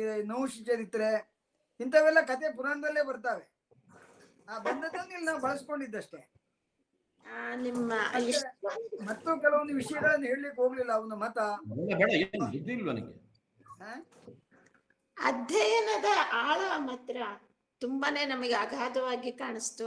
ಆಮೇಲೆ ಸಮಾನ ಮನಸ್ಕರರು ಹಳೆಯ ಇವ್ರನ್ನ ಸಾಹಿತಿಗಳನ್ನ ಪರಿಚಯ ಮಾಡಕ್ಕೆ ಓಂ ಪ್ರಥಮ್ ಗಣಪತಿ ಹೆಗಡೆಯವರಿಂದ ಪೂಜೆ ಮಾಡಿಸಿದ್ದಾರೆ. ಇದೊಂದು ಸಂತೋಷ. ಸಂತೋಷ ಮೇಡಮ್, ದೊಡ್ಡ ಮನುಷ್ಯರು. ಗಣಪತಿಯಿಂದ ಆಗಿದೆ. ಅದಕ್ಕೆ ಸಮಾನ ಮನಸ್ಕರರಿಗೆ ಅಲ್ಲ, ನೀವು ಹೇಳಿದ್ದಕ್ಕೆ ಒಂದ್ ಹೇಳ್ಬಿಡ್ತೇನೆ. ಇದು ನಿಜವಾಗಿ ಹೇಳ್ಬೇಕಾದ್ರೆ ಹಳೆಗನ್ನಡದಲ್ಲಿ ಬರುವುದಿಲ್ಲ, ನಡುಗನ್ನಡ ಅಂತ ನಮ್ಮ ಕಾವ್ಯ ಪ್ರಕಾರಗಳಲ್ಲಿ ತಗೊಳ್ತಾರೆ. ನಿಮ್ಮ ಪಂಪ, ರನ್ನ ಅವರ ಕಾವ್ಯಗಳನ್ನೆಲ್ಲ ಹಳೆಗನ್ನಡದಲ್ಲಿ ಮಾಡ್ತಾರೆ. ಸ್ವಲ್ಪ ಮಟ್ಟಿಗೆ ವ್ಯತ್ಯಾಸ ಇದೆ. ಇದು ನಡುಗನ್ನಡದ ಮೇಲೆ ಬರ್ತಾರೆ. ಇದು ಸ್ವಲ್ಪ ಅಷ್ಟು ಸಂಕೀರ್ಣ ಇಲ್ಲ, ಅದು ಬಹಳ ಜಟಿಲ. ಅದು ಅಂದ್ರೆ ರಾಘವಾಂಕನ ನಡುಗನ್ನಡ ಬರುತ್ತೆ, ನಡುಗನ್ನಡ ಬರ್ತಾರೆ. ಈ ರಾಘವಾಂಕ ಎಲ್ಲ ನಡುಗನ್ನಡದಲ್ಲಿ. ಲಕ್ಷ್ಮೀಶ, ಆಮೇಲೆ ಕುಮಾರವ್ಯಾಸ, ಇವರೆಲ್ಲ ನಡುಗನ್ನಡದಲ್ಲಿ ಬರ್ತಾರೆ.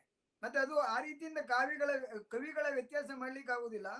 ನಮ್ಮಲ್ಲಿ ಕೊನೆಯ ಹೊಸ ಯುಗಕ್ಕೆ ಬಂದಂತಹ ಮುದ್ದಣ ಇದಾರಲ್ಲ, ನಂದಳಿಕೆ ಲಕ್ಷ್ಮೀನಾರಾಯಣಪ್ಪ, ಕಾವ್ಯವನ್ನು ಹಳೆಗನ್ನಡದ ಜೊತೆಯಲ್ಲಿ ಸೇರಿಸ್ತಾರೆ ಯಾವಾಗ್ಲೂ. ಆ ಪದ ಬಂದ ಹಾಗಿದೆ ಅಂತ ಮುದ್ದಣ ಅವರು ಆ ತರ ಜೋಡಿಸಿದ್ದಾರೆ ಅಂತ ಹೇಳ್ತಾರೆ ವಿಮರ್ಶಕರು. ಹಳೆಗನ್ನಡದ ಕೃತಿ ಅಂತ ಅವನ ರಾಮಾಶ್ವಮೇಧ, ಮನೋರಮ ವಂದನೆಯರ ಸಲ್ಲಾಪ, ಮುದ್ದಣ ಮನೋರಮೆಯರ ಸಲ್ಲಾಪ ಹಳೆಗನ್ನಡ ಕೃತಿ, ಹಳೆಗನ್ನಡದ ಶೈಲಿಯಲ್ಲಿದೆ ಅಂತ ಹೇಳ್ತಾನೆ. ರಘುಪತಿ ಬೆಂಗಳೂರು ಅವರು ಮಾತಾಡ್ಬೇಕು. ನಮಸ್ತೆ ಸರ್. ಅದ ಇದಿಲ್ಲಲ್ಲ, ವಾಯ್ಸ್ ಇಲ್ಲ. ಮ್ಯೂಟ್ ಮಾಡ್ಕೊಂಡಿದ್ದೀರ ರಘುಪತಿ ಅವರು? ಮ್ಯೂಟ್ ಮಾಡ್ಕೊಂಡಾಗಿದೆ. ಈಗ ಬಂತು. ಬಂತು. ನಮಸ್ತೆ ಸರ್.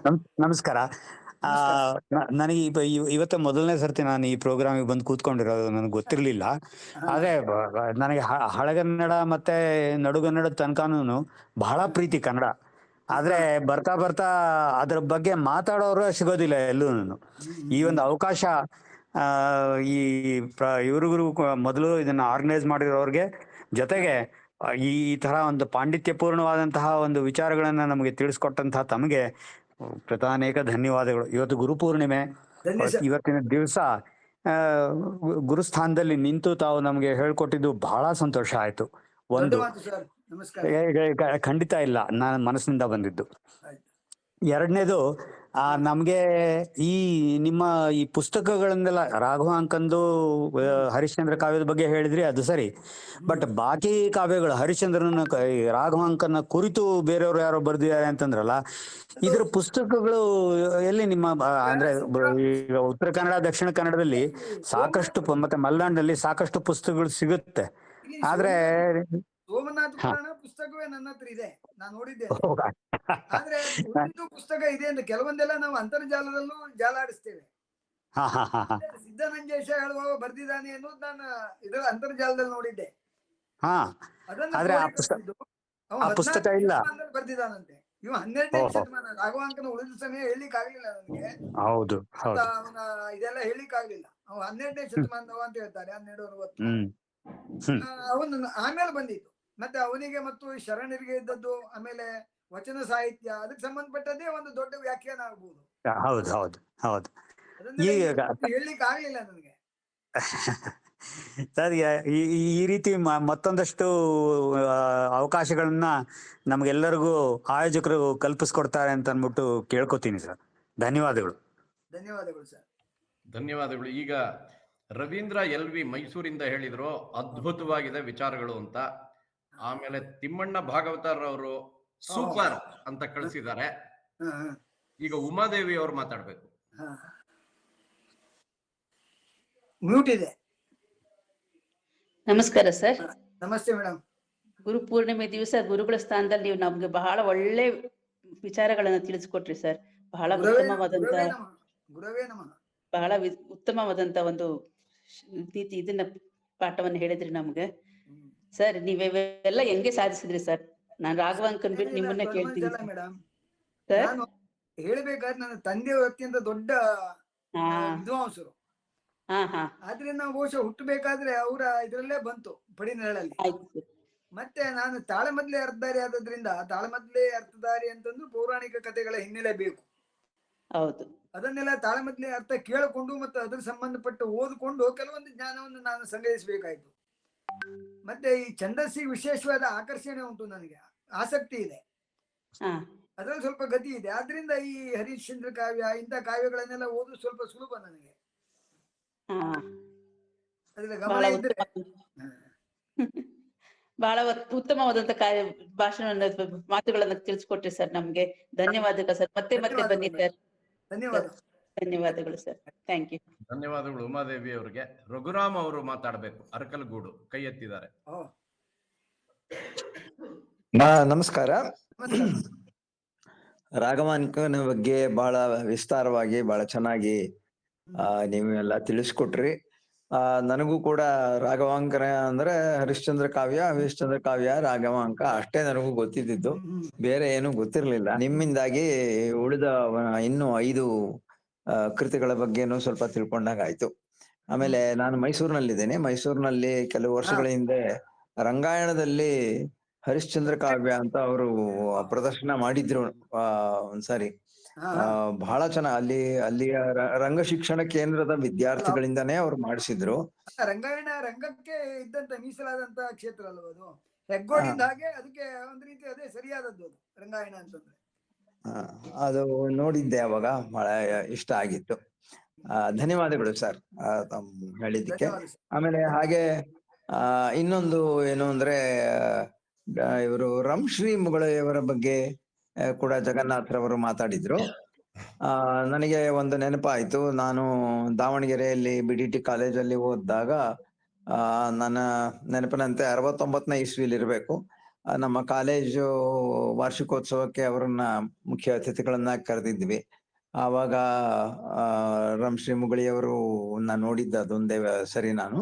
ಆವಾಗ ಅವರು ಮಾತಾಡಿದ್ರು, ಬಹಳ ಚೆನ್ನಾಗಿ ಮಾತಾಡಿದ್ರು. ಹಾಗೇನೆ ಅವರ ಒಂದು ಯಾವುದೋ ಒಂದು ಕವನವನ್ನ ಅವರು ಓದ್ದಾಗ ನನಗೆ ನೆನಪು.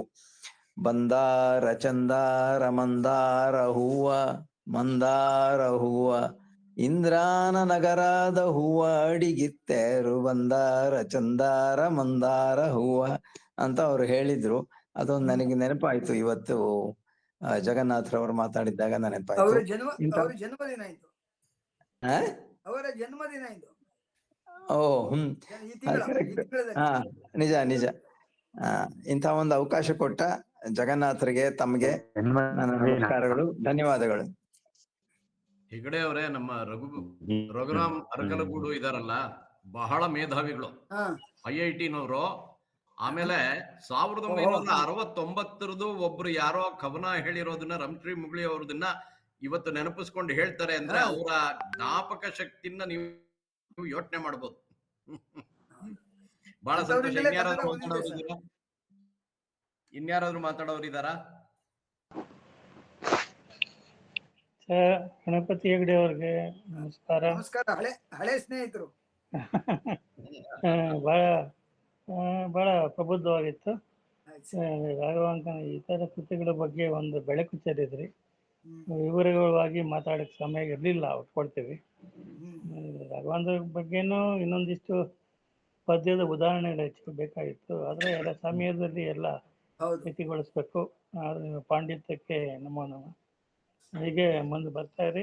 ಬೇರೆ ಬೇರೆ ಷಟ್ಪದಿಗಳ ಬಗ್ಗೆ ಇನ್ನೊಂದು ಭಾಷಣದಲ್ಲಿ ತಿಳಿಸ್ಕೊಡಿ ನಮಗೆ.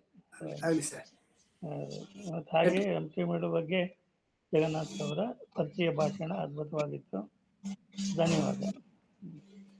ನಮಸ್ತೆ. ನಮಸ್ಕಾರ ಸರ್. ಈಗ ಅಶ್ವಥ್ ಅವರು ಮಾತಾಡ್ಬೇಕು. ವೃಂದ ಸಂಗಮ್ ಅವರು ಕೈ ಎತ್ತಿದ್ದಾರೆ. ವೃಂದ ಅವರು. ಸರ್ ನಮಸ್ತೆ.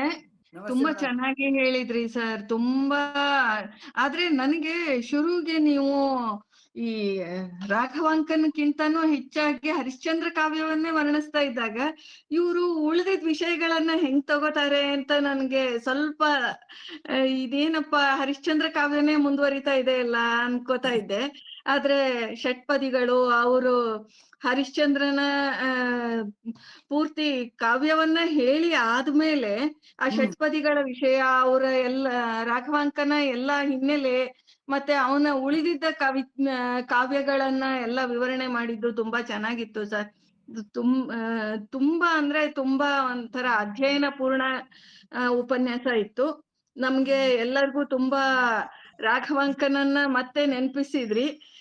ಅದು ನಾವೆಲ್ಲ ಹೈಸ್ಕೂಲ್ ಅಲ್ಲಿ ಇದ್ದಾಗ ನಡುಗನ್ನಡದ ಕವಿ ಅಂದ ತಕ್ಷಣ ಕುಮಾರವ್ಯಾಸ ಅಥವಾ ರಾಘವಾಂಕನೇ ಬರ್ತಿದ್ರು.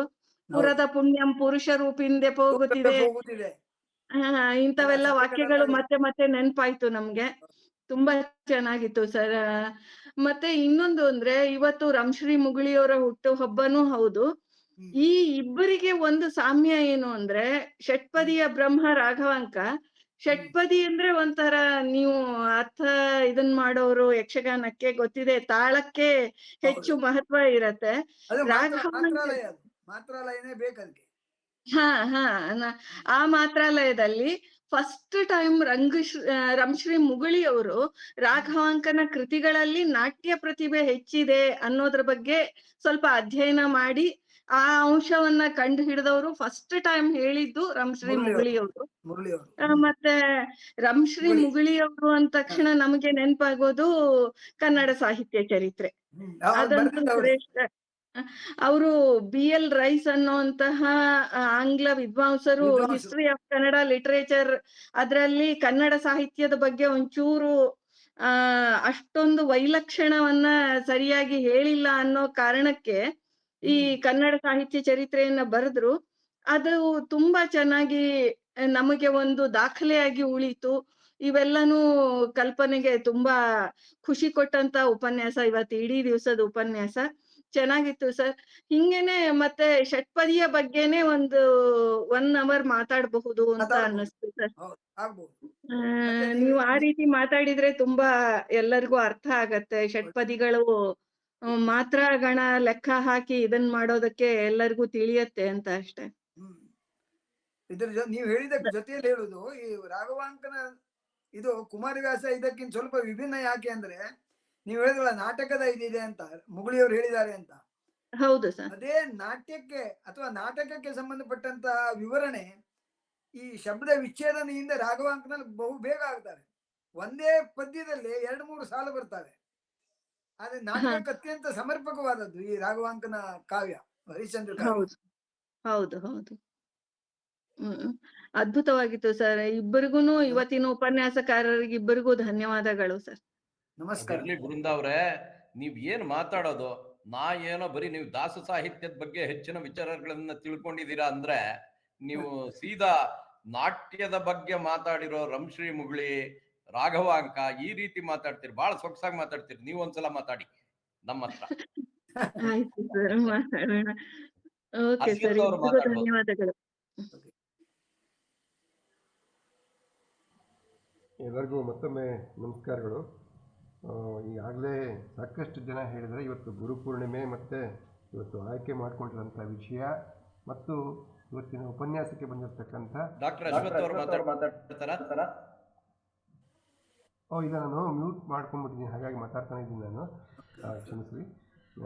ಮತ್ತೊಮ್ಮೆ ಎಲ್ರಿಗೂ ನಮಸ್ಕಾರಗಳು. ಈಗಾಗಲೇ ಸಾಕಷ್ಟು ಜನ ಹೇಳಿದ್ದಾರೆ, ಇವತ್ತಿನ ಗುರುಪೂರ್ಣಿಮೆಗೆ ತುಂಬ ಸೂಕ್ತವಾಗಿರ್ತಕ್ಕಂಥ ವಿಷಯ ಅನ್ನೋದು ಒಂದು ಇದಾದರೆ, ಎರಡನೇದು ಇವತ್ತಿನ ಉಪನ್ಯಾಸಕಾರರ ಬಗ್ಗೆ ಕೂಡ ನಿಜವಾಗ್ಲೂ ಕೂಡ ತುಂಬ ಗುರುಸ್ಥಾನದಲ್ಲಿ ನಿಂತು ಇವತ್ತು ಅವರು ಈ ಉಪನ್ಯಾಸವನ್ನು ಕೊಟ್ಟಿದ್ದಾರೆ. ಯಾಕೆಂದರೆ ಇವತ್ತಿನ ಈ ಉಪನ್ಯಾಸ ಇದೆಯಲ್ಲ, ರಾಘವಾಂಕನ ಬಗ್ಗೆ ಮಾತಾಡೋದು, ನಮ್ಮ ಈ ಸಮಾನ ಮನಸ್ಕರು ವೇದಿಕೆಗೆ ಹೇಳಬೇಕು ಅಂದರೆ ಇವತ್ತು ತುಂಬ ವಿಭಿನ್ನವಾಗಿರ್ತಕ್ಕಂಥದ್ದು ಮತ್ತು ವಿಶೇಷವಾಗಿರ್ತಕ್ಕಂಥ ಉಪನ್ಯಾಸ. ಇದುವರೆಗೆ ನಾವು ಪ್ರತಿ ತಿಂಗಳು ಕೂಡ ಆಯಾ ತಿಂಗಳಲ್ಲಿ ಹುಟ್ಟಿರ್ತಕ್ಕಂಥ ಕನ್ನಡದ ಕವಿಗಳ ಬಗ್ಗೆ ಅನೇಕರು ಪರಿಚಯವನ್ನು ಮಾಡಿಕೊಟ್ಟಿದ್ದಾರೆ. ಅವರೆಲ್ಲರೂ ಇತ್ತೀಚಿನ ಕವಿಗಳು. ನಾವು ಓದಿದಂತಹ ಎಷ್ಟೋ ಜನರನ್ನು ನೋಡಿದಂತಹ ಕವಿಗಳ ಬಗ್ಗೆ ನಾವು ಕೇಳ್ತಾ ಇದ್ವಿ. ಆದರೆ ಇವತ್ತು ಮೊದಲನೆಯ ಒಂದು ಮಾಲಿಕೆ ಅಂತ ಹೇಳ್ಬೋದು ಈ ಉಪನ್ಯಾಸ ಮಾಲಿಕೆ. ಅಂದರೆ ನಾವು ಹಳಗನ್ನಡ ಮತ್ತು ನಡುಗನ್ನಡದ ಕವಿಗಳ ಬಗ್ಗೆ ಪರಿಚಯ ಮಾಡಿಕೊಳ್ಳುವಂಥ ಒಂದು ಕಾರ್ಯಕ್ರಮವನ್ನು ಮಾಡಬೇಕು ಅಂತೇಳಿ ನಾನು ಮತ್ತು ಜಗನ್ನಾಥ್ ಸರ್ ಅವರು ಮಾತಾಡಿದಾಗ ನಿಜವಾಗ್ಲೂ ಕೂಡ ನನಗೆ, ಯಾಕಂದರೆ ಇತ್ತೀಚಿನ ಕವಿಗಳ ಬಗ್ಗೆ ಆಗಾಗ ನಾವು ಕೇಳ್ತಾ ಇರ್ತೀವಿ, ಅವ್ರ ಬಗ್ಗೆ ಓದ್ತಾ ಇರ್ತೀವಿ.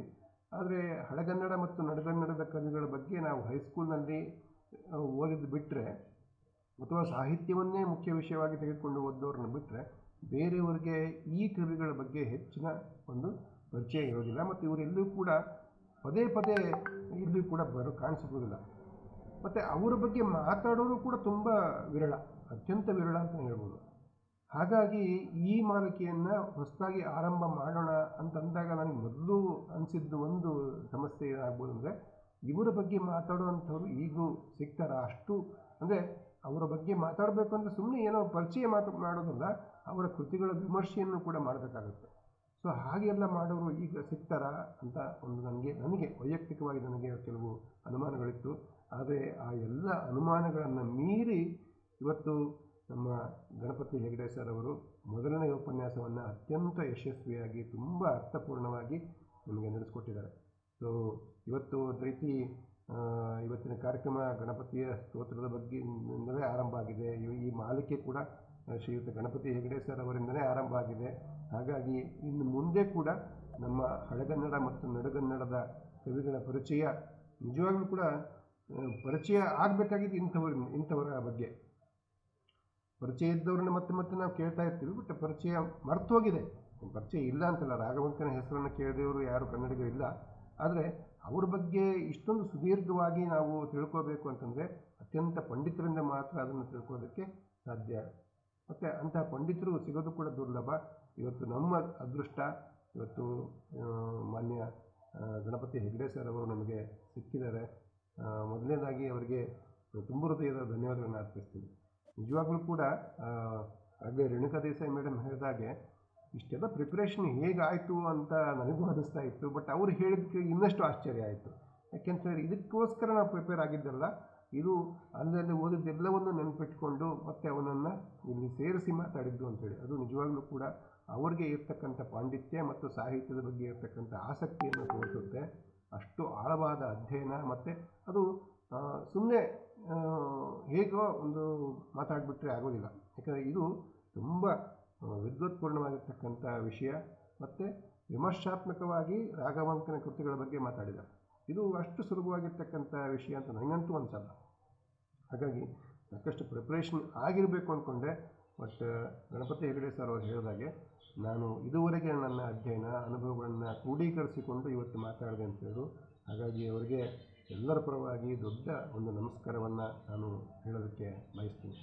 ಮತ್ತು ರಾಘವಾಂಕ ಮತ್ತು ಇವ್ರ ಬಗ್ಗೆ ಹೇಳಬೇಕಾದ್ರೆ ಅವರು ಏನೋ ಒಂದು ರೀತಿಯ ದೈವಾನುಗ್ರಹದಿಂದ ಅವರೆಲ್ಲ ಕಾವ್ಯಗಳನ್ನು ಬರಿತಾ ಇದ್ರ ಅಂತ ಅನಿಸುತ್ತೆ. ಬರೆದಿದ್ದು ದೈವ ಒಂದು ಆಧ್ಯಾತ್ಮಿಕ ಮತ್ತು ಇದರ ಬಗ್ಗೆ ಬರೆದಿದ್ದರು. ಆದರೆ ಅದನ್ನು ಬರೆಯೋದು ಕೂಡ ಅಷ್ಟು ಸುಲಭ ಅಂತ ಅನಿಸೋಲ್ಲ. ಆಗಿನ ಕಾಲಕ್ಕೆ ಹಾಗೆಲ್ಲ ಷಟ್ಪದಿಗಳಲ್ಲಿ ಮತ್ತು ಅಷ್ಟೊಂದು ದೊಡ್ಡ ದೊಡ್ಡ ಕಾವ್ಯಗಳನ್ನು ಬರೀಬೇಕು ಅಂತಂದರೆ ಅದಕ್ಕೊಂದು ದೈವಾನುಗ್ರಹ ಇರಬೇಕಿತ್ತು ಅಂತ ಅನಿಸುತ್ತೆ.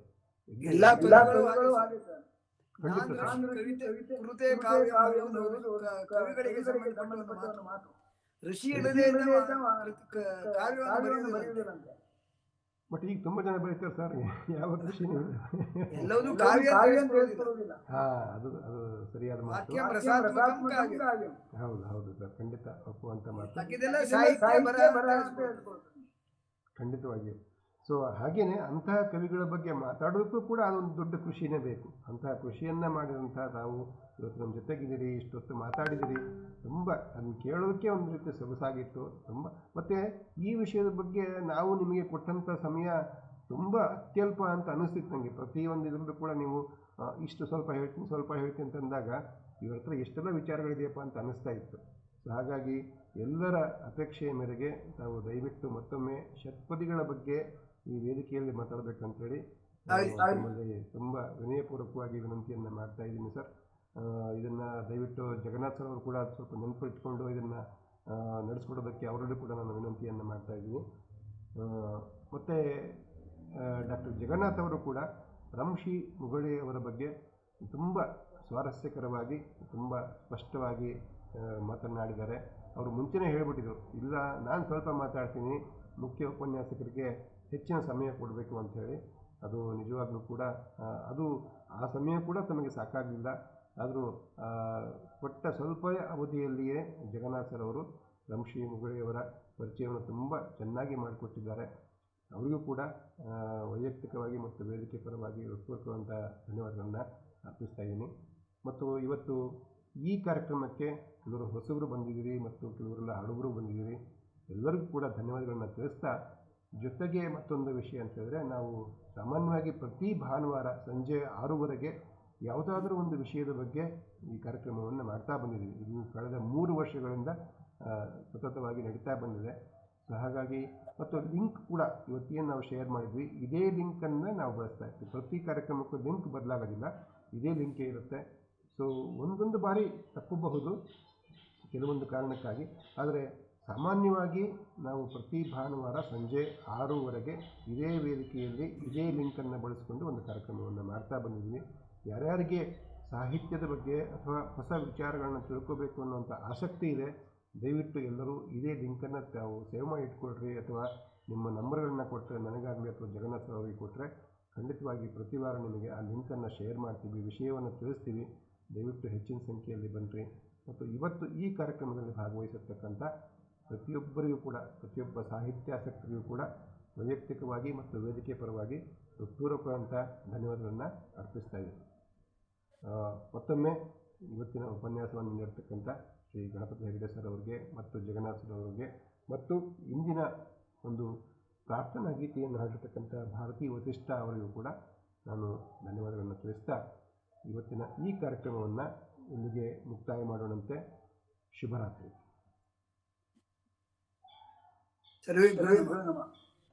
ನಮಸ್ಕಾರ ಸರ್, ಬಹಳ ಸಂತೋಷ ಆಯ್ತು.